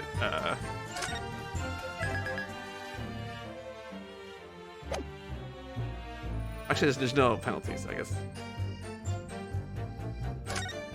I didn't need to do that, but might as well. Mr. Tin Pillar. You what? Stop glaring at us. Your biggest mistake was admitting that you ran into Hatch. That's when this trial was completely turned on its head. Hey? What are you prattling on about now, attorney? The big question is whether or not Gina was the only one who could have shot Hatch. The defense believes that the answer... no.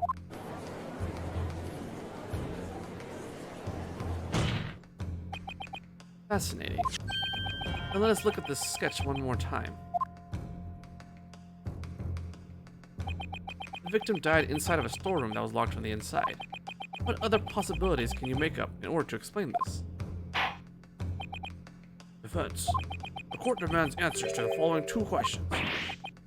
2? Wow, that's a lot. First question.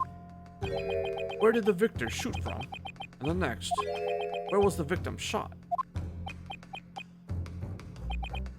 Understood. You gonna be okay, Ryu? Not sure, but there's one thing I'm absolutely certain about. If I could present a new possibility here, the scales should tip in my favor. Fine. Let's have your answers. Use this floor plan to explain your theory. If you claim that someone else could have shot the victim, then where did they shoot from? The answer's here, right? I still think he shot through the window.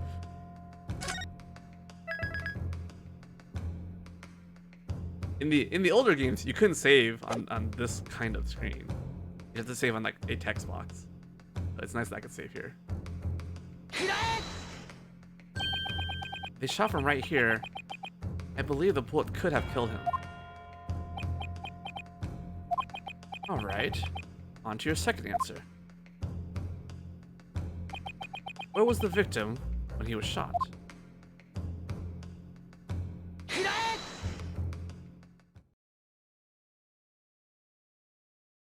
The murderer shot the victim from outside the storeroom door. Continue. Hatch died instantly after being shot in the back. From what we can see from the bloodstains, the body doesn't seem to have been moved. In other words, there's no doubt that Hatch was shot in the storeroom. But the important part is where the shooter was. You mean to say that the shooter wasn't inside the storeroom? According to the Tin Pillar's earlier testimony, when I aimed my gun at him, that old geezer ran to the storeroom, innit? Pay close attention to this part. He ran into the storeroom. At that point, the door must have been open. Oh. Victim turned away from these witnesses as he ran to the storeroom. When he was running away, anyone in the shop could have shot him in the back. This makes much more sense than the window theory. Yeah. Ah. Come to think of it, Mr. Prosecutor said something about that. According to the coroner's analysis, the gun was aimed slightly upward. It would mean that the victim was shot by someone shorter than him. Poor Hatchling got shot when he was running for his life. Oh, That's it. When you run, your body leans forward. Even if the killer was the same height as him, the bullet would still enter upward. That must mean the killer doesn't have to be a shorty. Oh. I find it hard to believe that you've already forgotten this. The storeroom door was shut and subsequently locked from the inside. If the victim died instantly, how would he have locked the door? But the locked door is the only problem here. I can think of one person who could have locked the door afterwards. What? Now, the court requests to hear the defense's thoughts. According to the theory you presented, the bullet was fired from outside the storeroom. Who was it then that locked the storeroom door from the inside? Well, if he died instantly, it has to be Gina, right? Naturally, the person who locked the door was the other person inside the storeroom. It was the defendant, Gina Lestrade. Blasphemy. The defendant shut herself into a locked room with the victim? There was no reason for her to do so. The only thing she would achieve would have been to cast suspicion upon herself. A fair point. What say you, defense?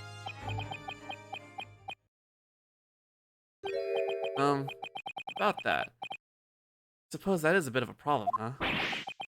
Make sure you think before you raise your hand. So why did Ji-min lock the door? Someone just shot Hatch right in front of her. Ji-min gets shot. I think the answer is rather obvious.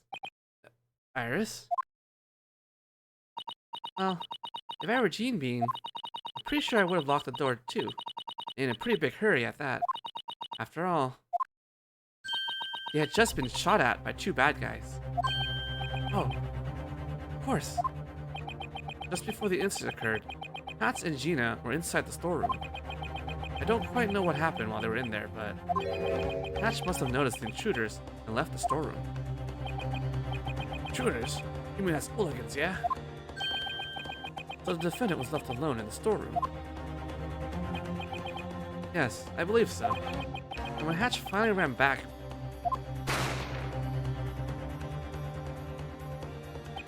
he was shot in the back and ended up collapsing into the storeroom. What do you think Gina did then? Oh, you mean... There was a frightening murderer outside who had just shot Hatch. Fearing death, Gina quickly shut the door and locked it. Or to protect herself. But, we aren't the murderers. Swear to God, bruv, we wouldn't shoot nobody or nothing. But you really did shoot someone, didn't you?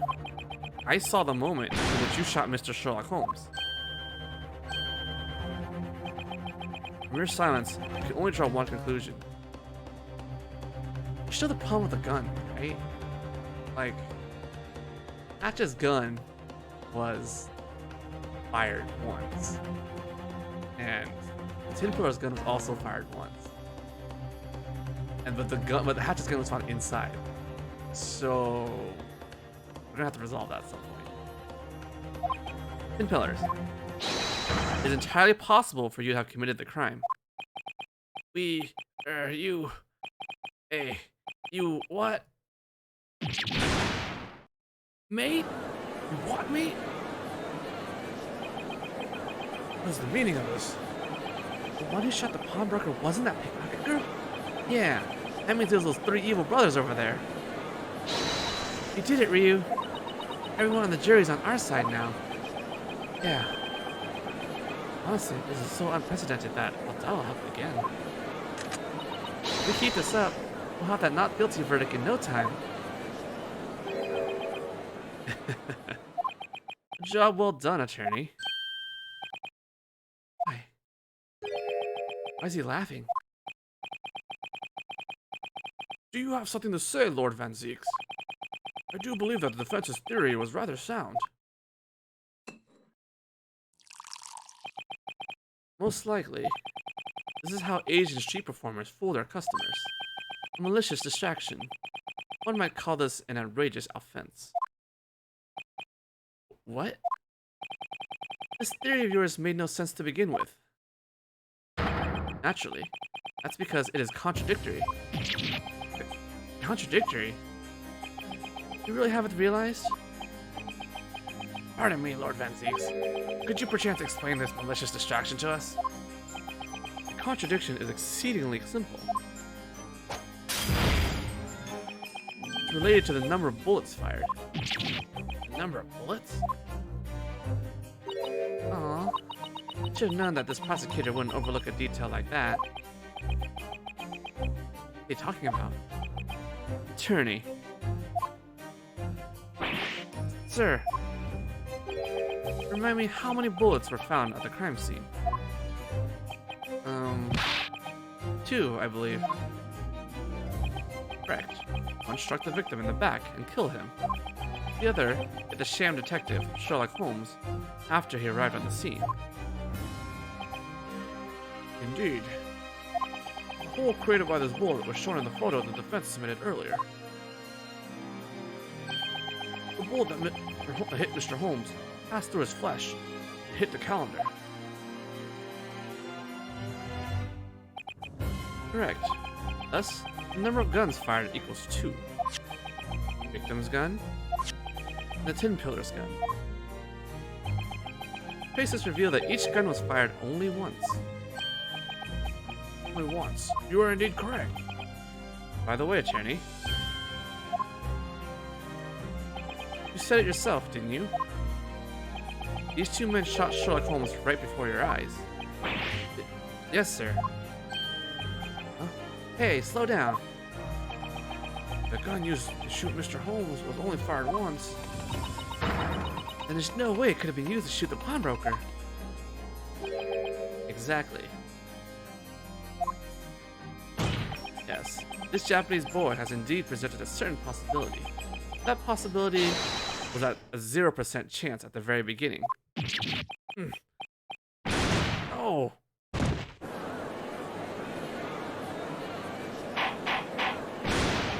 Order, order, order! How impotent to me, toss his divine bottle into the gallery. I plead your forgiveness. Lord Van Zieks. Ladies and gentlemen of the Crown Court, let me make this abundantly clear once more. The defendant, Gina Lestrade, is no normal girl.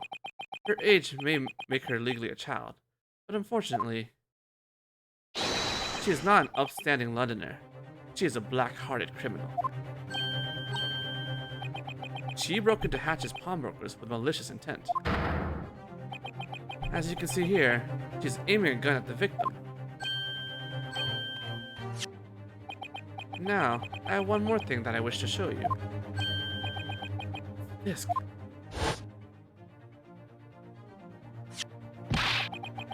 Lanyard will be taking Cosne Maguno's possessions. Don't you hand it, Naruto. That's mine. Alright, little girl. We have to take all of Maguno's belongings as evidence. It's Maguno's music box. The day before the crime, the defendant attempted to pilfer this from Hatch's pawnbrokers. But she didn't resort to her usual methods. No. This is more akin to fraud. What? Sympathize with her because she is a child who would only set us up for failure. She has proven that she is fully capable of committing crimes when push comes to shove. Do not forget this. I see. The court will accept this disc into evidence. It will serve as a reminder of the true nature of the defendant. Pardon me, Lord Van Zieks. What is he doing? What? At yesterday's joint meeting between the Yard and the prosecutor's office, I believe we came to the agreement that this disc should not be submitted as evidence. What's going on here? Never seen Inspector Gregson try to stop Prosecutor Van Zieks like this. Nobody told me about this meeting. But the government requests that.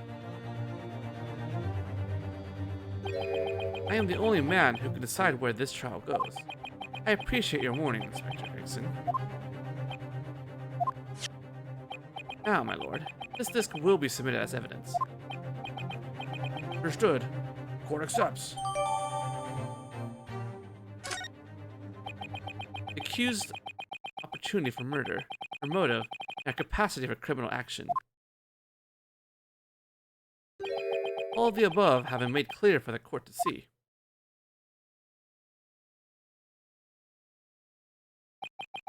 I await your confident verdict, fine jurors. How on earth? Moments ago, the jury was on my side, but now... Wow. All it takes is a moment, huh? Lord, as the commander of this small platoon, I would like an opportunity to speak. Go on, Foreman. At this moment, all of our lingering doubts have been resolved. We have reached a final conclusion. That is the conclusion we have reached. Oh, no. Please. Very well. Allow me to make a formal request. Jurors, present your verdicts to the court. Yuzai! Yuzai. Yuzai! Yuzai! Yuzai. Yuzai! Oh, no. Time for another closing argument, I hope.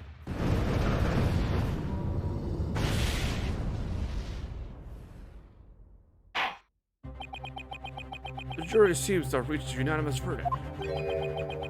When you have eliminated all that is impossible, whatever remains must be the truth. Isn't that Sherlock Holmes' line? Whoa, that's one of Holmes' lines. Okay. How dare he use it without my permission? And he looks so smug about it too. Don't worry, Iris. Won't let it end like this. There has to be more to this case than meets the eye. We know part of the truth already. We know that Gina definitely did not shoot Hatch. Very well. Let's begin the second closing argument of today's trial. Foreman of the jury, are you prepared? Of course, we're always ready to do battle. Very good. 6 jurors. The court orders you to explain the reasons and the basis behind your guilty verdicts.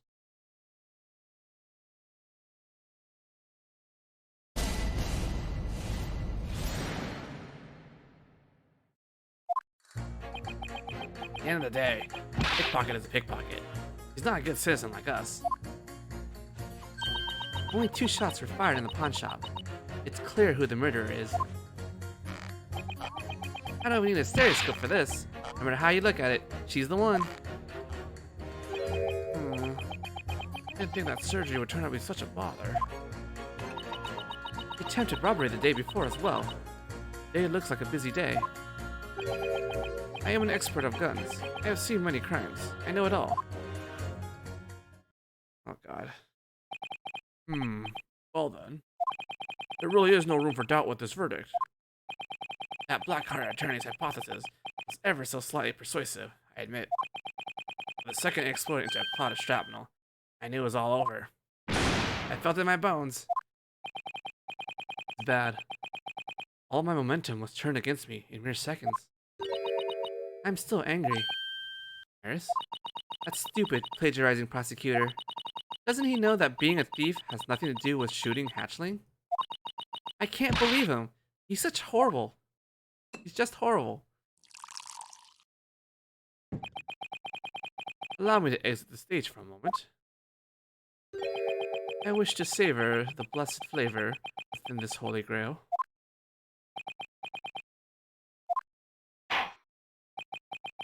Go on, defense. Begin your closing argument.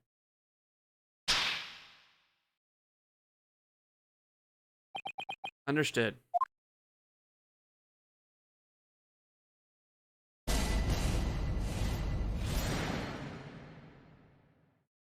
Defense's rebuttal.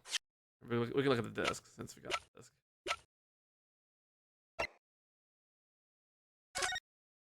There you go. And blood. Hey, Ryu, isn't this blood? It's blood, right? It is. It's just a tiny smudge. Now that she mentions it. Alright, time to take this girl for a whirl. Sure has been a while. Okay, Ryu. I keep that disc really, really still. Okay. Please just get it over with. Alright, now let's do it.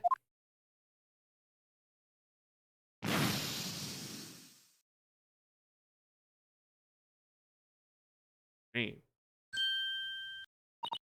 Ooh, I just love how pretty these colors come out every time. Color.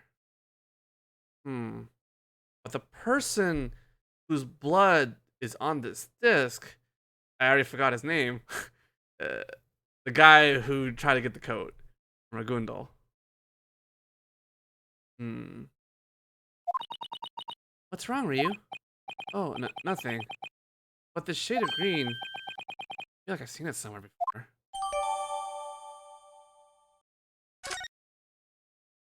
It's in this.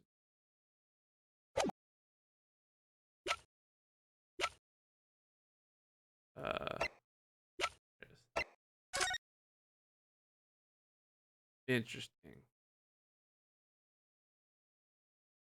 Interesting.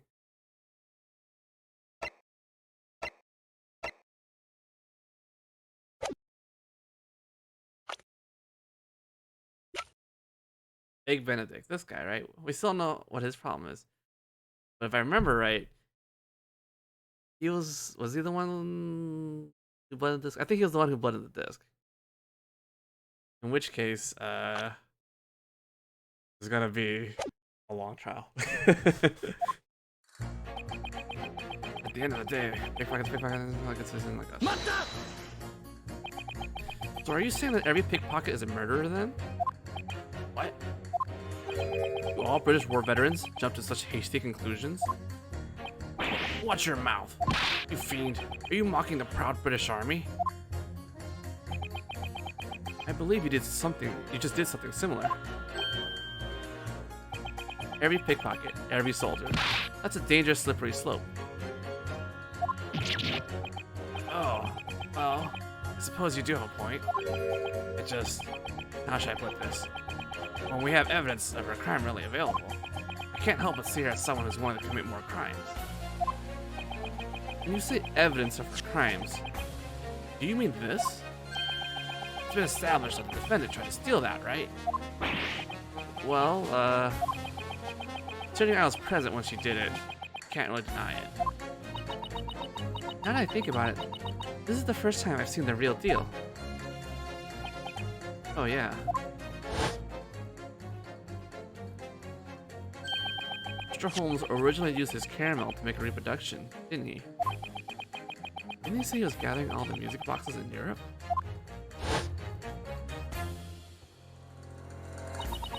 We still don't know what kind of music he makes, though. Now that we have the chance, I want to see the real thing. This the Magunda left behind. Might be a good idea to investigate it before I move on. Oh, already did it. Only 2 shots were fired. Who the murderer is. This is about the number of shots fired? There were 2 bullets. We already know exactly which guns they came from. You can easily tell how many guesses we've had simply by counting the plates. Same concept. I can't say she's wrong about that, but... Yes? Now and again, guess we'll make off with our high-quality bone china plates. That sounds like a pretty poor guess. So, for example, if there was one more bullet, a different bullet, maybe I would be willing to reconsider my verdict. Could a 3rd bullet have been left at the crime scene? Oh, I accidentally clicked on that. Whoops, whoops. Whoops. This is what I get for advancing the text by clicking the middle of the screen. Alright. I guess we've got to do this. I wasn't quite ready to do this yet.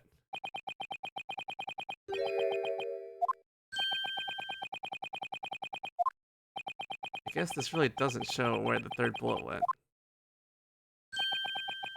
This doesn't have to show any of where the bullets went. Oh. In any case, if you plan to present a bullet, make sure it's actually a bullet first. I'm dead, oh no. Alright.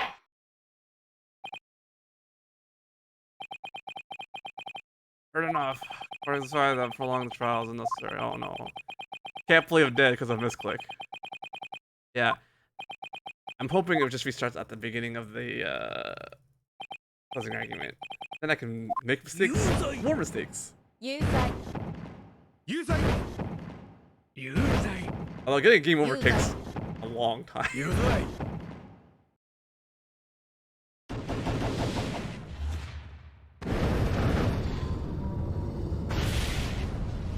You know, sometimes you take a death to get full life, right?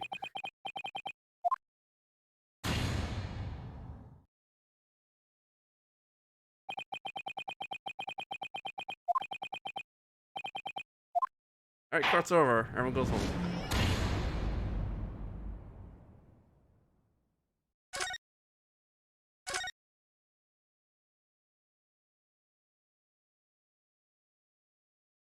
Oh. That's not good. That's very bad, actually.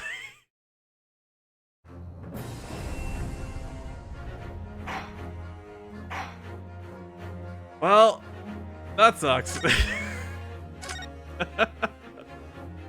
Nothing like a good old crash. Alright, I gotta turn on. Damn it. So many technical issues. Alright.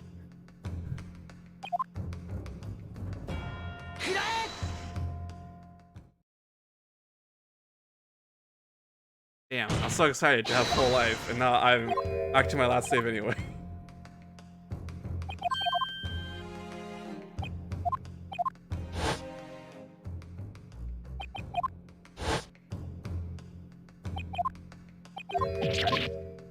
Really good, you can read as fast as the text advances in fast forward.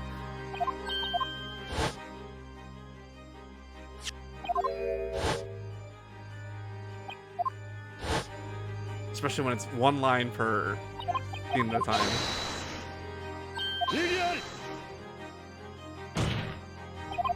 That's my day to day.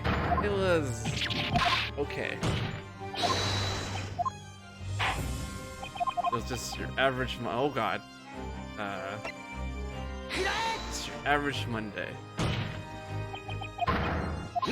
Excited for May to start, because that means it'll be my birthday, and then I can use. Although at this rate, I'll probably play this game on my birthday, so which is fine. There's still so much. There's still so much left, right? We haven't solved like Egg Benedict. We haven't solved the problem Lord Vortex has, which I'm almost certainly like guarantee that we're gonna be solving that too. There's like so much left.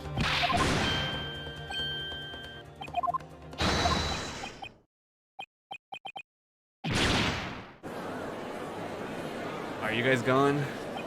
You guys going to somewhere?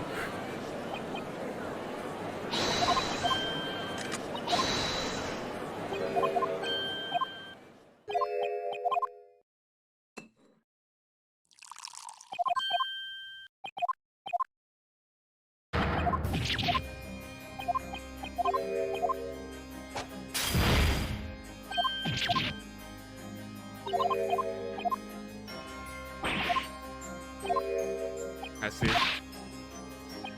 Well, enjoy the movie. You can always watch the VOD. Yeah, there's so much evidence left. There's just like 10 different things we still have to solve.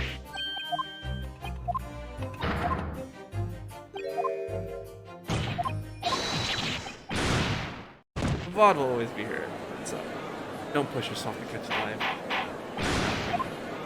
Or if you don't want to.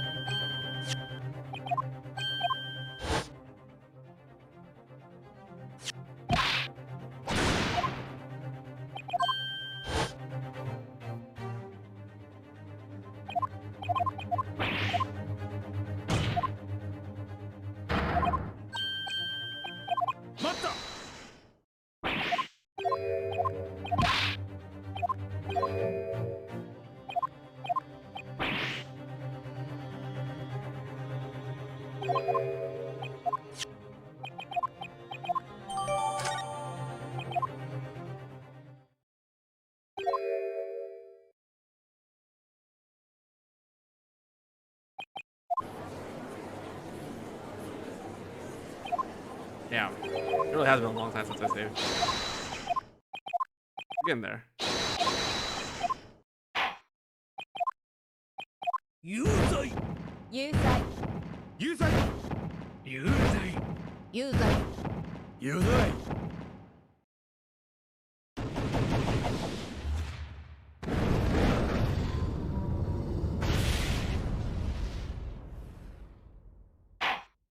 Yeah.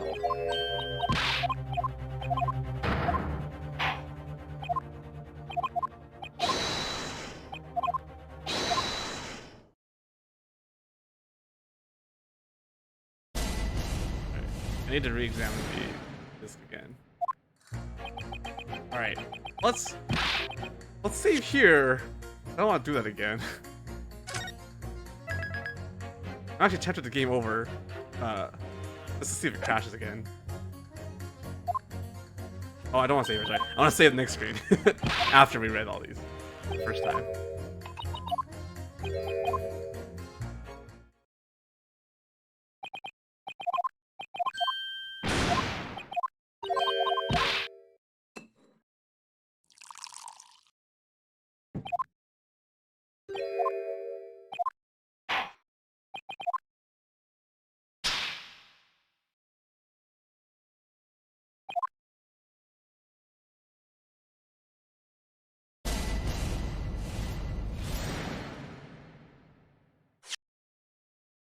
I guess that's one more. A-list is AMC only.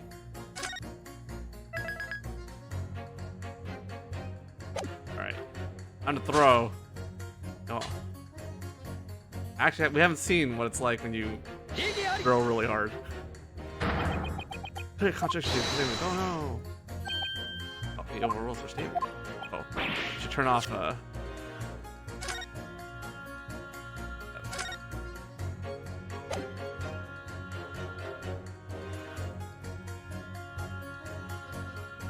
no discrepancies in the true statements whatsoever. Right. He is correct. Have you browbeating our virtuous grudges?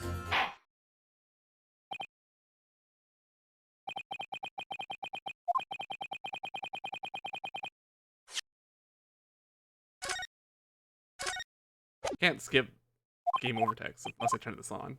It won't save. 有罪有罪有罪有罪有罪有罪 Alright, will it crash again? So I'll just live with one life.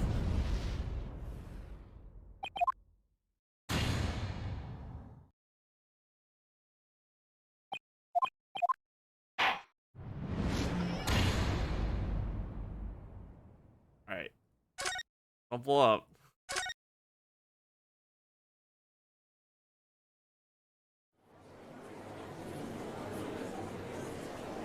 Where are we?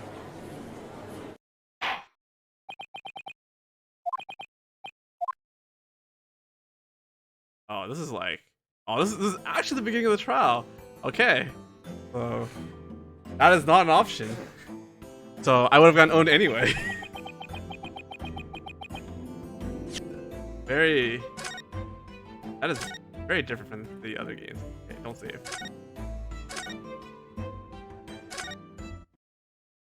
Fine. That means I would have gotten owned anyway. Because I clicked in the middle of the screen. Probably. I mean...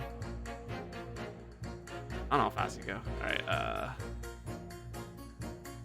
okay. We already did this. Dude.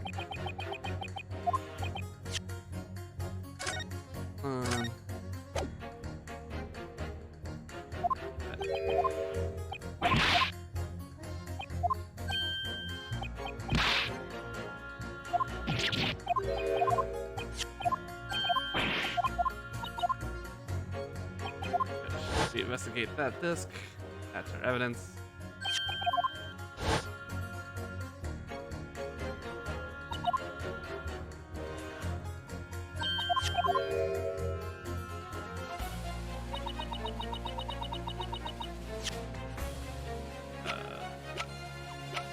Investigate you.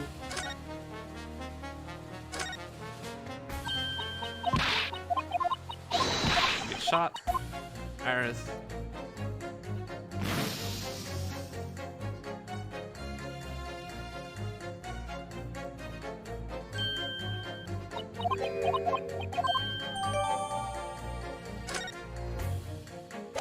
Alright. Let's save.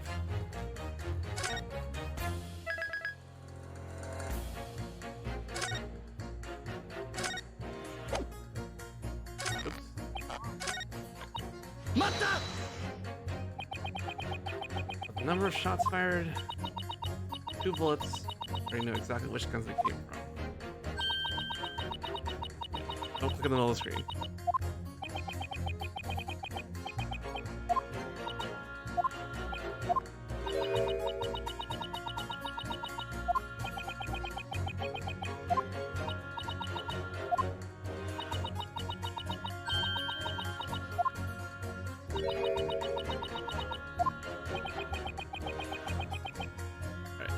I don't have any proof. We don't have any, like, direct proof. Fortunately, we've only found 2 bullets so far. I don't know where. Ugh.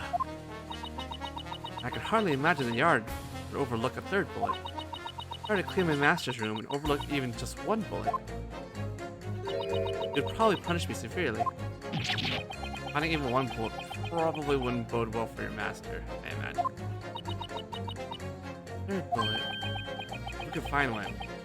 Just might be able to turn the tables. Ooh, clearly, there must be one rolling around somewhere. Okay, she's the one. Using both eyes, view 2 photos stereoscopically, right?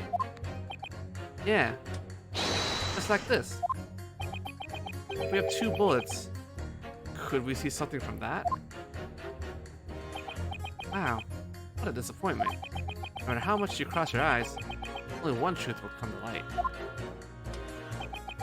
The truth is that the defendant is the only one who could have shot the victim. How could you be so sure of that? This tin pillar shot the great detective, yes? Yes, true. See? Clear as day. Going nowhere. I can't get some momentum. I'm just stuck at a guilty verdict. Let's see. Surgery be a bother. That surgery has nothing to do with this trial. Could you please put it aside for now? The defendant's life is on the line here. I'm not sure I can. There's no guarantee that this has nothing to do with the case. What? After all, he was definitely shot, but the bullet just disappeared from his abdomen. Don't you think that's a little too strange?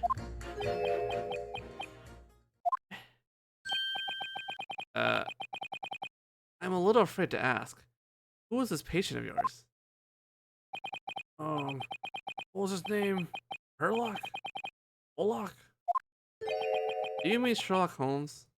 Yes, that's his name. It was Mr. Holmes. What? You're saying that you were the surgeon for his operation? Indeed, it was a major operation. We were using the latest form of anesthesia, Sonny. No way. What kind of coincidence is this? He was brought to our hospital shortly after midnight, I believe. He's been shot, they said, so I sliced and diced through his stomach. Shortly after midnight. I mean, I guess one is sort of shortly after midnight, I guess. But no matter how much I searched, I just couldn't find the bullet. With a sigh, I reluctantly put him back together again. Did you really expect to find the bullet? Yes, why? That bullet was left at the crime scene. That is true. The picture clearly shows it too. The bullet from the tin pillar's gun Hit Mr. Holmes, and that bullet went straight through his body before getting lodged in the calendar. It's pretty clear if you think about it stereoscopically, right? We now know that this is Mr. Benedict's blood. Ah, what do you think I am? Huh? Well, I actually don't know you. When I saw that hole in his stomach, of course I flipped him over. Flipped?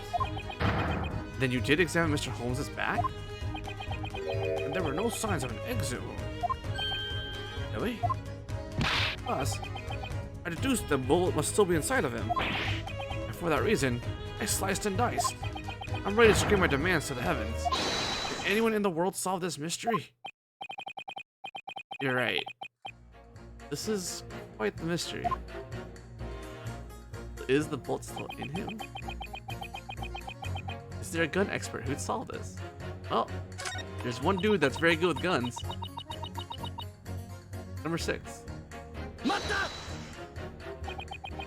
What do you mean by a busy day? Oh, what are my manners? I completely forgot to explain myself. I am a technician. Specifically, I'm a telegraphist. Telegraphist? Telegraphist? Telegraphist. Telegraphist. You deal with telegrams? From routine messages to London's latest breaking news. I use an electronic language called Morse code to transmit words all over the world. All over the world? Wow. The network of cables under the sea spread out thousands of miles. Information all over the world is constantly moving through these conduits. That reminds me, I think she was getting excited over something called wireless communication earlier. I serve the city area, where the newspaper companies and government offices reside. That's so. I plan to telegraph a newspaper article covering the guilty verdict at today's trial. Looking to be another sleepless night. Guilty verdict? As if.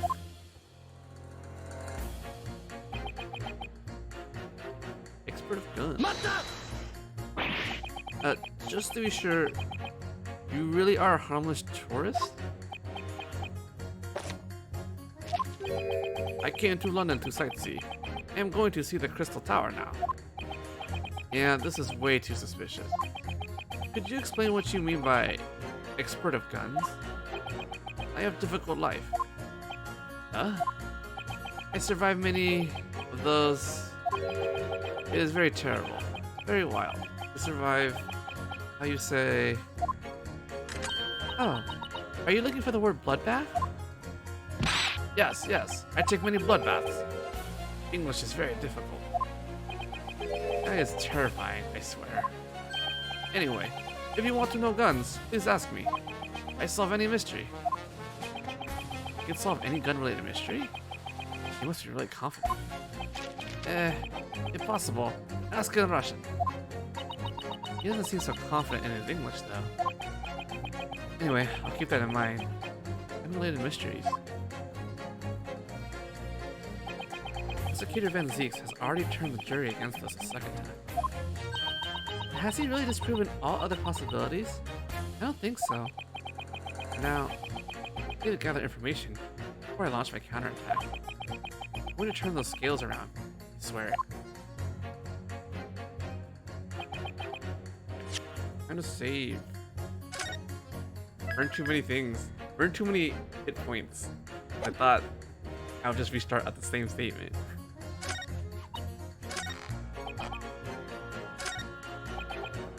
Disappearing bullet. Number 6. Flash. I would like to ask for your opinion on those two statements just now. Oh, a gun expert. Opinion. On the night of the crime, Mr. Holmes was shot by the 10 pillars. Given that there is no exit wound in his back, I surmise that the bullet did not pass through. The bullet wasn't inside him either. The bullet was already discovered lodged in the wall of the shop. Juror number 6. Yes, my name is Dimitri. Do you perhaps have the answer? The mystery plaguing Juror 4? When I was in Russia, thing happened. It was blizzard night, temperature below freezing. I run down forest path. What? Mountain path was narrow, and falling snow had frozen. It was cold. I was chased by a man on dog sled, aiming shotgun at me from behind. I don't think I'll ask for more details on that part.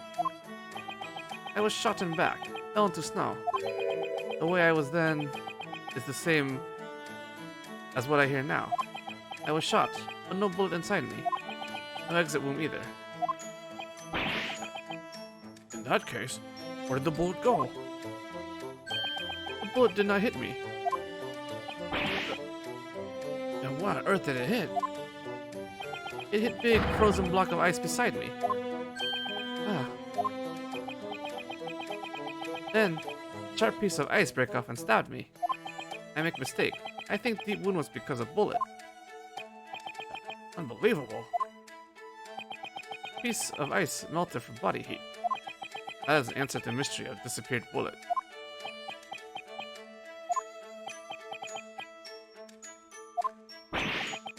What does it have to do with this? Huh? Look, there wasn't a blizzard in the pawn shop. There wasn't even a single snowflake. Perhaps take it a little less literally? Say, Ryu, where was Holmes's shot again? Huh? He goes around his stomach. Holmesy always has a pouch attached to his belt. Pouch? Now she mentions it. And that pouch always has 3 test tubes filled with really dangerous chemicals in it.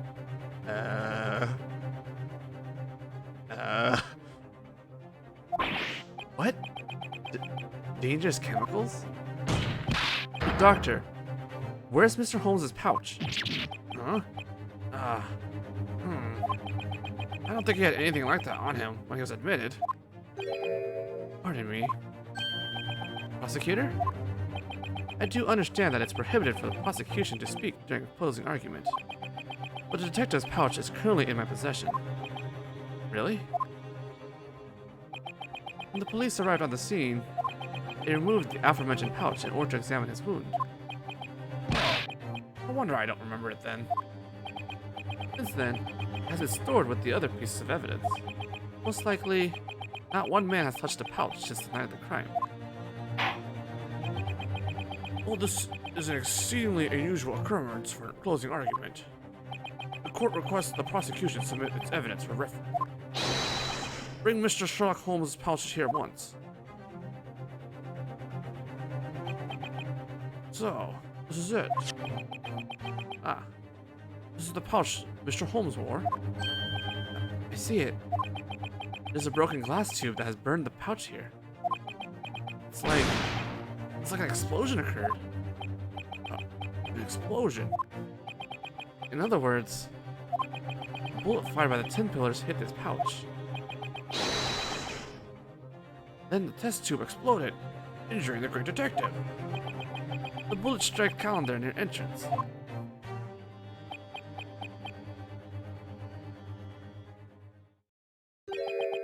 How delectable. One of today's mysteries has finally been solved.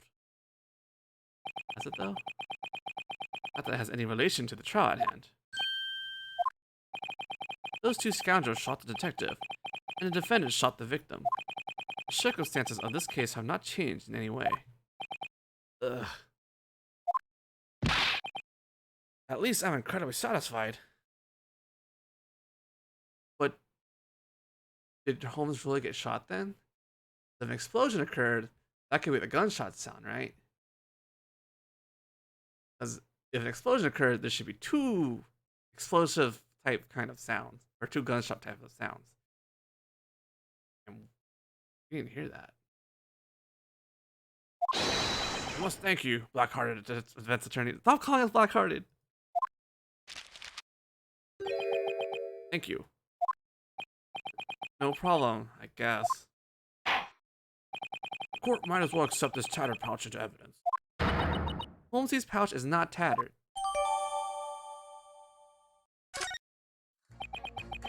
Let us return to the closing argument. Though it seems overturning this verdict will prove quite difficult. Please, I just need more time. At the very least, I have a new lead. No matter what, me no Inosuke Naruhodo can't afford to let any clues go to waste. Must be an opportunity to make a turnabout somewhere.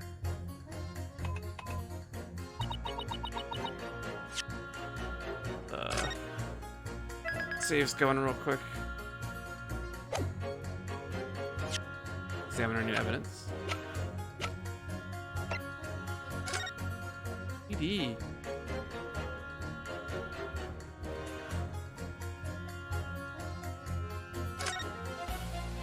Huh? There's a hole here. Not a bullet hole either. It looks like it was ripped open. Maybe something pierced through this bit?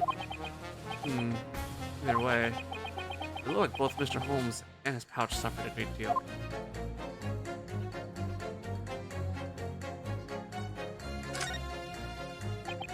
This glass tube has been shattered to bits. The bullet probably hit it. If it hit, it would have caused a large explosion. The chemicals that Holmes mixes for his investigations are super potent, you know. They have to be handled with absolute care. If this was hit by a bullet, it would have definitely catch fire. Yep. This kind of leads credence to the theory that it wasn't hit by a bullet. Next time I go anywhere with Mr. Holmes, I should avoid being near his pouch.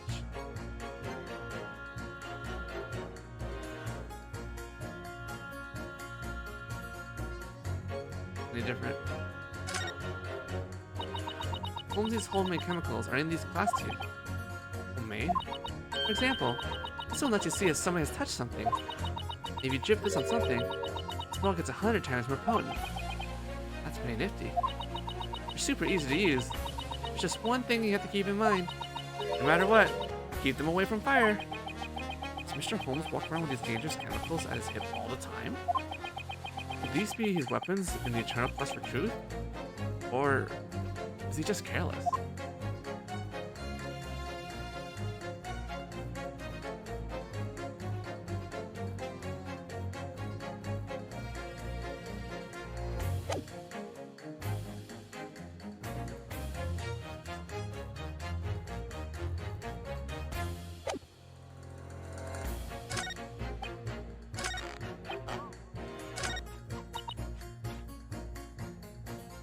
Represent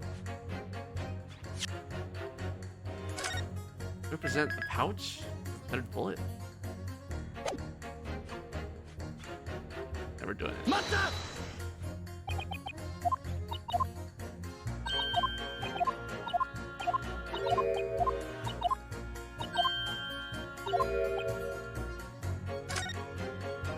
Sure. I've got your third bullet right here. This is not a bullet. Well, let's see what happens. Nope. You would not believe me. Nope. Nope. Didn't happen. Yeah, it was a bit of a stretch.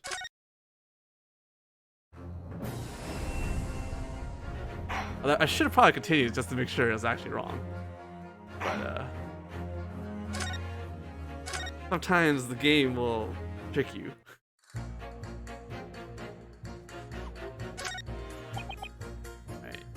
Pickpocket's pickpocket. Murder is.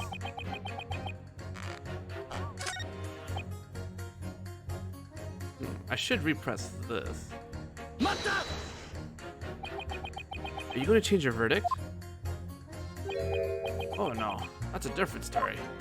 Huh? Never mind that. I just want to bask in the afterglow of a solved mystery. Would you leave me alone, please? What's with this guy? Tier 4 looks awfully satisfied. Maybe we should turn our attention elsewhere for now. Guess we got no choice, even if I'm personally not satisfied.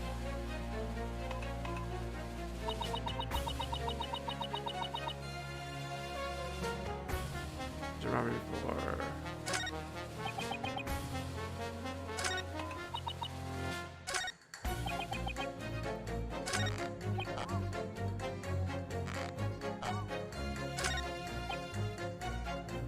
We got the vial out of this. Should be using this. It's possible that maybe I'm supposed to present the blood pouch as the third bullet. But I am really too lazy to do that. The one thing that did concern me is that we didn't get the evidence updated in a court record when we examined this, despite the information being kind of useful.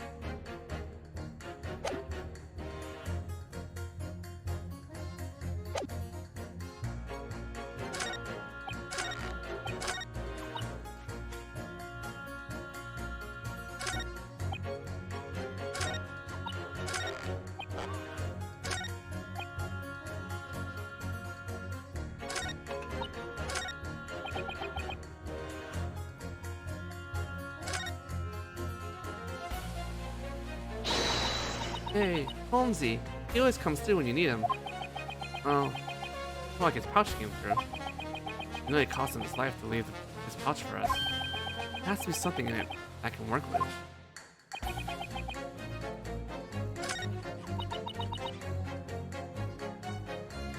Alright. I'm going to try the pouch again. Oops, that's not what I want. Or not the pouch. The blood thing.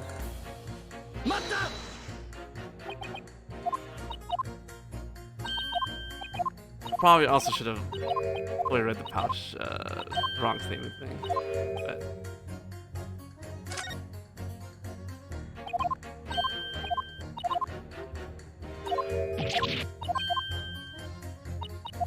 oh, I accidentally hit no. Whoops.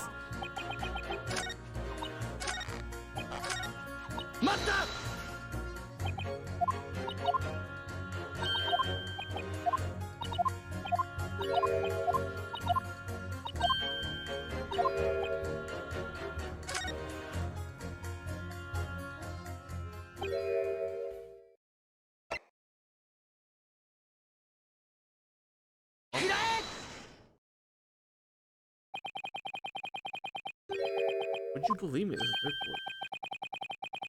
Oh. I guess this really doesn't show where third bullet.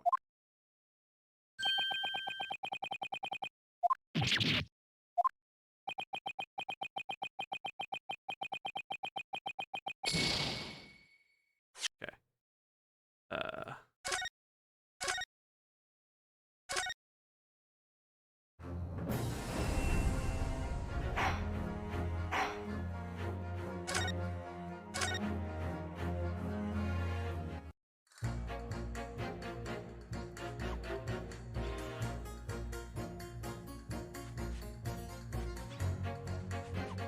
I guess for the sake of sweetness, I will actually read what happens when we present the pouch.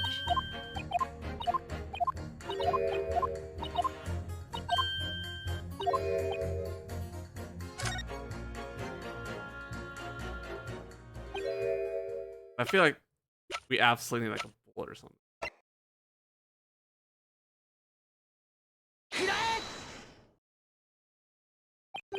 Yeah. This is absolutely random. Oh no.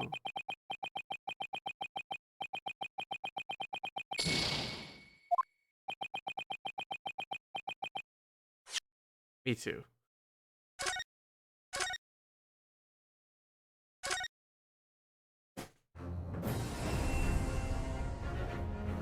I do feel like I'm like one step ahead, which is bad in these games.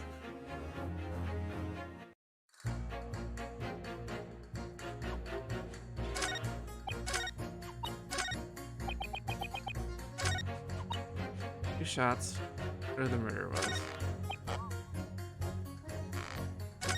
Okay, let me this dude.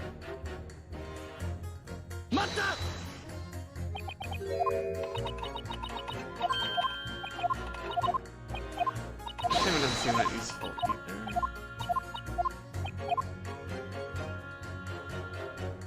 I guess I could repress this.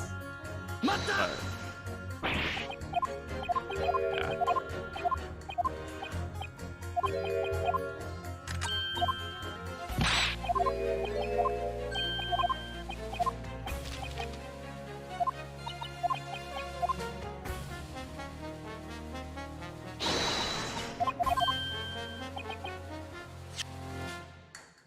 do this pouch?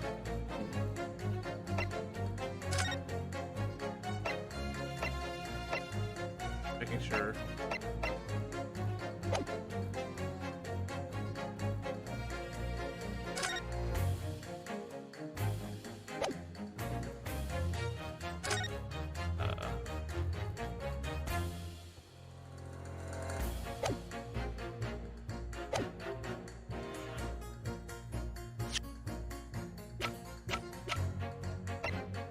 Re-examine it.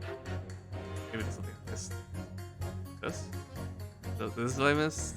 Like a stab on the side? Might be what I missed. Yep. Got burnt up pretty badly. Huh? Hey, the strap here is broken. This looks like where the bullet hit. Let's take a look here. Oh, is there like actually a bullet here? God damn it, game. Huh? Hey, Iris, take a look at this. Behind this broken glass tube, it's... Whoa, it's a bullet. This must be where the bullet that was fired at Mr. Holmes made contact. This is a huge find. So now we know. On that night, there were 3 bullets fired at the shop. Hey, Ryu, didn't someone say something about the possibility of a 3rd bullet? Yeah. And I pressed them for all they're worth.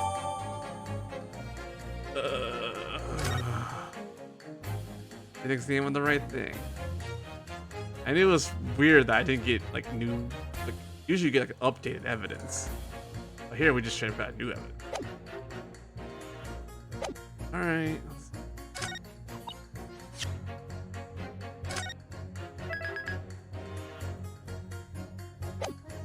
Alright, press. That's hard.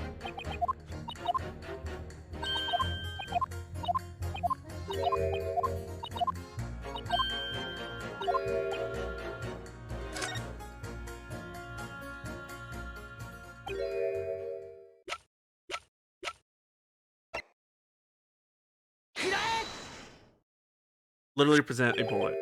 Here you go. We just found it. On the night of the crime, there was another bullet in Hatch's pawnbrokers. What manner of sorcery is this, Japanese boy? Where did that bullet come from? It was lodged in Mr. Holmes's pouch. What? It was removed from his clothes and it was taken to the hospital. Since then, nobody has examined it. The bullet that hit the tin pillar shot. Yes, my lord. Presumably, that bullet was the one that struck this pouch. Doesn't this create a contradiction? If the bullet that shot Mr. Holmes is here, then what is the bullet pictured here? Oh. 2 guns have already been submitted into evidence. Those are Hatch's revolver and the tin pillar's own gun. And the number of bullets discharged from these guns adds up to 1 each. Oh. Then... You've got it. This means that a 3rd bullet was discharged at the crime scene. But we know that only 2 bullets have been fired from the guns in evidence. As long as this fatal contradiction goes unresolved, the verdict would be senseless.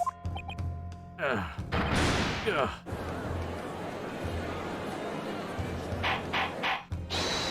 Order, order, order in the court. In the closing argument, of all things, a shocking new truth has been revealed. This new information shakes the very basis of the trial thus far. By the authority of the Crown Court,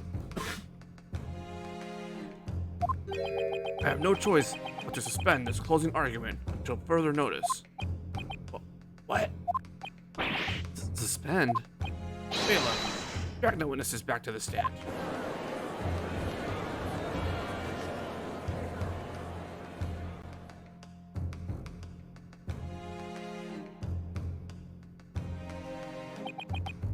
Witnesses. Yes, sir. I trust you were listening to the defense's closing argument. Yes, sir. These formalities do little more than waste time. Answer me promptly and clearly.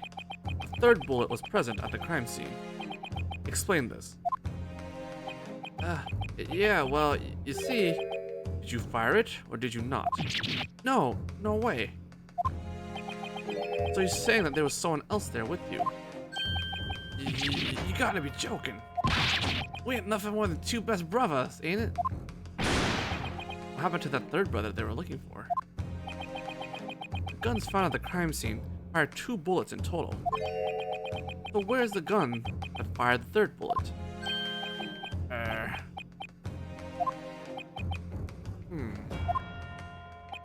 Defense. Sir, I would like to hear your thoughts. What do you make of this third bullet? Whose gun fired the shot? If you think about all the testimony and evidence presented so far, you should be able to answer. What happened in the pawn shop? I believe the third bullet shows us that there was a co-conspirator.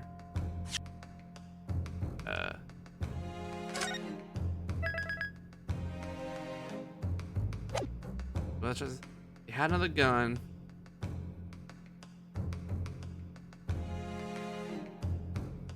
A had another gun?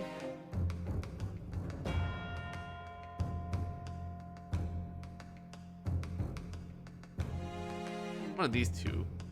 I don't think they had another gun, but I think there's another person.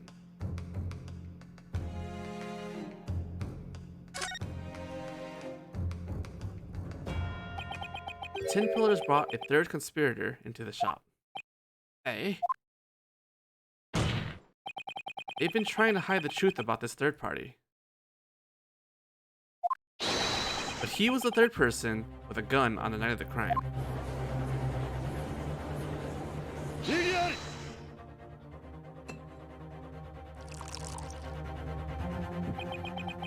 Third person? Preposterous. The court is preparing to conclude its second closing argument. It's too late to claim that there was another man at the crime scene without some evidence. If you can't provide decisive evidence, your claim is worthless. Ugh. The prosecution demands 2 answers from the defense. First, prove that there was another person at the scene last night. Second, tell us the identity of this so-called third party. 10 Pillars are definitely lying. But I don't know how I'm going to prove the identity of the co-conspirator. Are you do it, defense?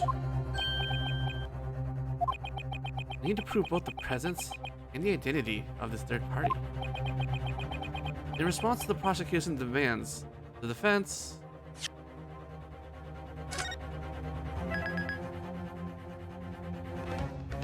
saves. I'm prepared to answer.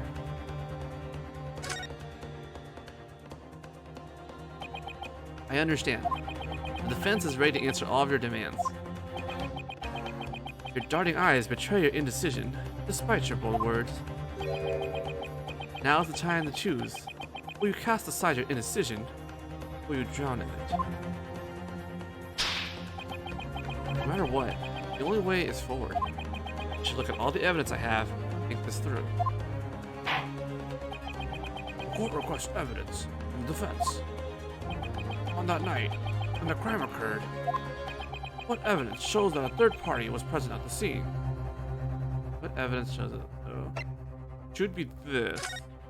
This is green. This is not. I guess? I've got your evidence filed right here. Those samples again? Naturally, we require a more detailed answer.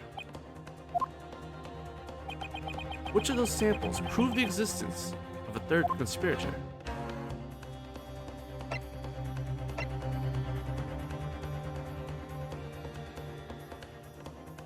This?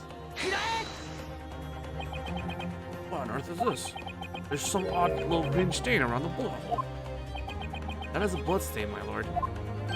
Blood? Really? What idiocy. Green blood? Are we meant to conclude that some life form other than a human is involved now? This is one of Sherlock Holmes' inventions. Mr. Holmes? I don't remember this part from the novels. We still don't have a name for this, but this chemical changes color in reaction to the makeup of people's blood. Makeup of their blood. The makeup of everyone's blood is just slightly different, you see. Just one glance at the color, and you can tell whose blood it is. Oh, now we're really thinking in the third dimension. This is so exciting. My heartbeat won't stop rising. As it turns out, this is Hatch's blood. What a beautiful change. In other words, what this green blood stain is showing is that someone was definitely shot here. Objection. We don't know if this green blood's related to the case. We do know. The day of the murder is shown on the calendar, but the bullet was lodged inside. Ah! So naturally, it must have made its way to the into the calendar during the crime. Then whose blood is it? There are no signs that the Tin Pillar brothers haven't been shot. Therefore, there must have been a third party who left this blood stain. You claim that you could reveal this third party's identity. Answer at once. Who is the third intruder? Aw, shit. It's a guy who we don't know the name of.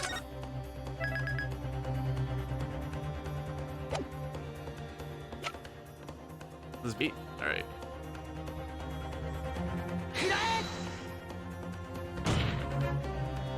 That person's name is Egg Benedict. What manner of man is this Egg Benedict fellow? He was a customer that visited the pawn shop on the afternoon of the day of the crime. He was there when a defendant tried to steal this from the pawnbroker. Is that right? Correct. And this man who calls himself Egg Benedict tried to steal it from the defendant, but he failed.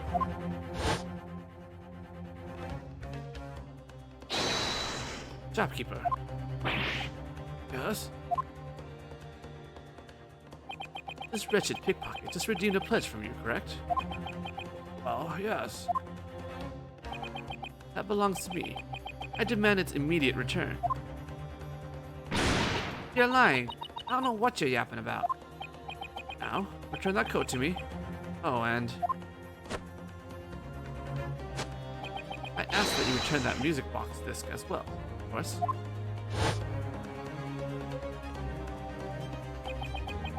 Victor Gregson, you should have seen him as well. After all, you were the one who confiscated the disc. Is this true, Inspector Gregson? Yes, it is. I had Hatch Windybank give me a picture of the man, just in case the need arise. Convenient. The picture taken by the automatic crime recording device. It's definitely the same man. This man is the third intruder? What do you have to say to that, Mr. Tin Pillar? We ain't got the foggiest who he is, bruv. We ain't never seen him before, bruv. I suppose these two criminals are going to pretend he doesn't exist. Where's the proof, Japanese boy? As I recall, you said you could prove the identity of the third intruder. I can. Come on, show us the evidence. Yeah, if you're gonna incriminate him, where's your evidence?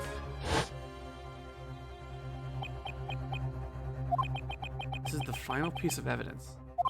This whole trial felt like something was missing. Now's the time to finally show it to the court. Defense, are you prepared? I am. I will now present my evidence. Here's the evidence that this man is the intruder who was shot by the third bullet.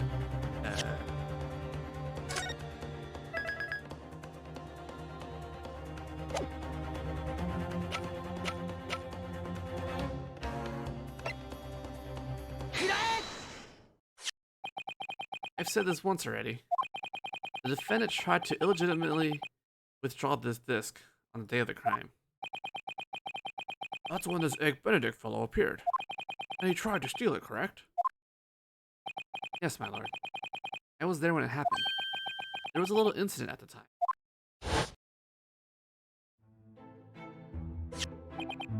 Of course, Mr. Benedict. Here you are.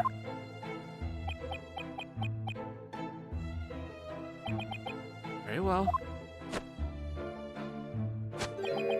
I will leave it at that for now then. Good day.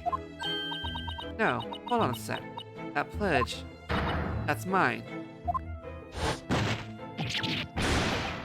What are you doing, you stupid girl? You've made me bleed. There are many metallic pins engraved into music boxes. Mr. Benedict got a small cut on his finger on one of those sharp pins. His blood is still on this disc. Why? What is? This really is blood. The defense has just examined this bloodstain. Using this baby here, of course. And this was the result. Whoa. Green blood. It's the exact same color as the sample from before. This is my evidence. Evidence of the third intruder at the scene of the crime. It was the man who called himself Egg Benedict. There really was a third intruder? Those chin pillar brothers look like they've seen a ghost. Boy, bring that coward to the stand. My lord, please. Call this Egg Benedict to stand as a witness. Indeed, it would be wrong to ignore this man's existence. It's tragic that you managed to come so far, despite being so clueless about the law. Sherlock Holmes. I've heard that name before. Protagonist of a popular novel. A detective so great that he seemed to be a god. You're saying you used the chemical developed by a fictional character? This dubious rubbish can hardly be called evidence. The bloodstain turned green after reacting to this chemical? How do we know that this reaction is exclusive to one man's blood? Well... because Mr. Holmes said so. Surely, even you wouldn't say something so foolish. What? You mean Mr. Holmes' invention isn't any good? Seems that way. Isn't he a detective anyway? Because I still think it's worth pursuing. I knew it would turn out like this. Society still hasn't acknowledged Mr. Holmes' invention. There's no other hill for me to die on. What was it that Beardy said earlier? He said something about stopping the closing argument, for now. Huh? But doesn't that mean... closing argument still isn't over, right? What? And there are only a few people who can continue a closing argument. They're those 6 jurors, you know. So, whether Holmesy's drug is fact or fiction, it doesn't actually matter right now. Oh, of course. You may look innocent, but you certainly are a frightening little girl. There's only one question now. When it comes to Ryu's argument, what do the 6 people over there think? That's all there is to it. Oh? Am I wrong? Speechless. Mr. Holmes' partner really came through. Dang. Though I am rather shocked by who pointed it out. It is true that the closing argument reached no proper conclusion. It can't be. The court seeks a final verdict from the jury. I expect an unwavering conclusion befitting the citizens of our fine land. Now, jury, state your verdicts. 無罪無罪無罪有罪有罪無罪 Yay.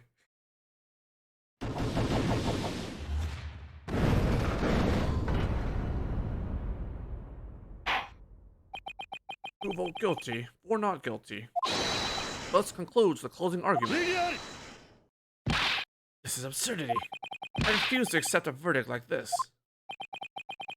Would you care to elaborate? These fools were swayed so easily by an amateur detective's suspicious chemical. They're unfit to pass a just and proper verdict. There is only one conclusion revealed by this verdict, Lord Van Zieks. It reveals that I cannot pass judgment at this moment in time. No.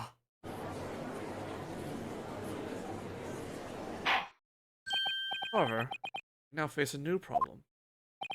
The defense has demanded a new witness be brought to the stand. But I don't expect this to be a simple affair. Why not? Big Benedict is clearly a pseudonym. No. That's when I thought I could finally drag the third intruder in here. Pardon me, may I ask a question? Oh, but of course. Who wishes to speak? It was me. You're 5? Is something the matter? Excuse me, Inspector. Huh? Hey? Could you show us that photograph again? Oh, this one. What? With Egg Benedict? I was right. My eyes weren't playing tricks on me after all. Excuse me, Juror 5? Do you perhaps know this man? Yes, I do. What? What? That's convenient. Order in the court. Juror 5. As I recall, you are... Yes, I'm a technician. I suppose you could say I'm a telecommunications expert. Telecommunication? The man in the photo is a technician working at the same telegraph office as me. In fact, happens to be incredibly skilled. I'm sure he's busily buzzing away at work right now. Huh. I'm starting to get an odd feeling about this. For an intruder, I was expecting him to have a more evil job. It's a little surprising that he's just a normal guy with a normal job. Yeah, I suppose. At the source of my discomfort? That'd be related to, this, right?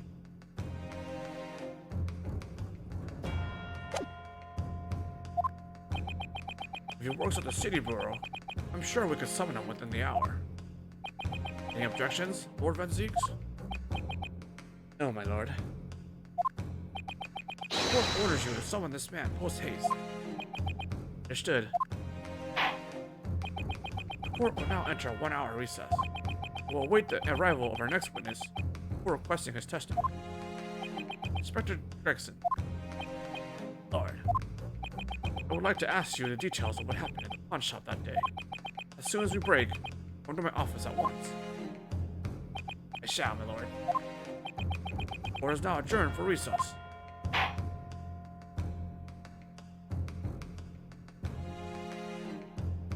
Continued. Means we'll see Egg Benedict's testimony next time. Because this is a long case. But it is the last case, so as expected. Real question is, do I get my life back?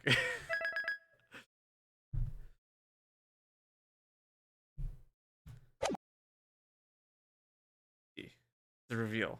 The lobby, of course.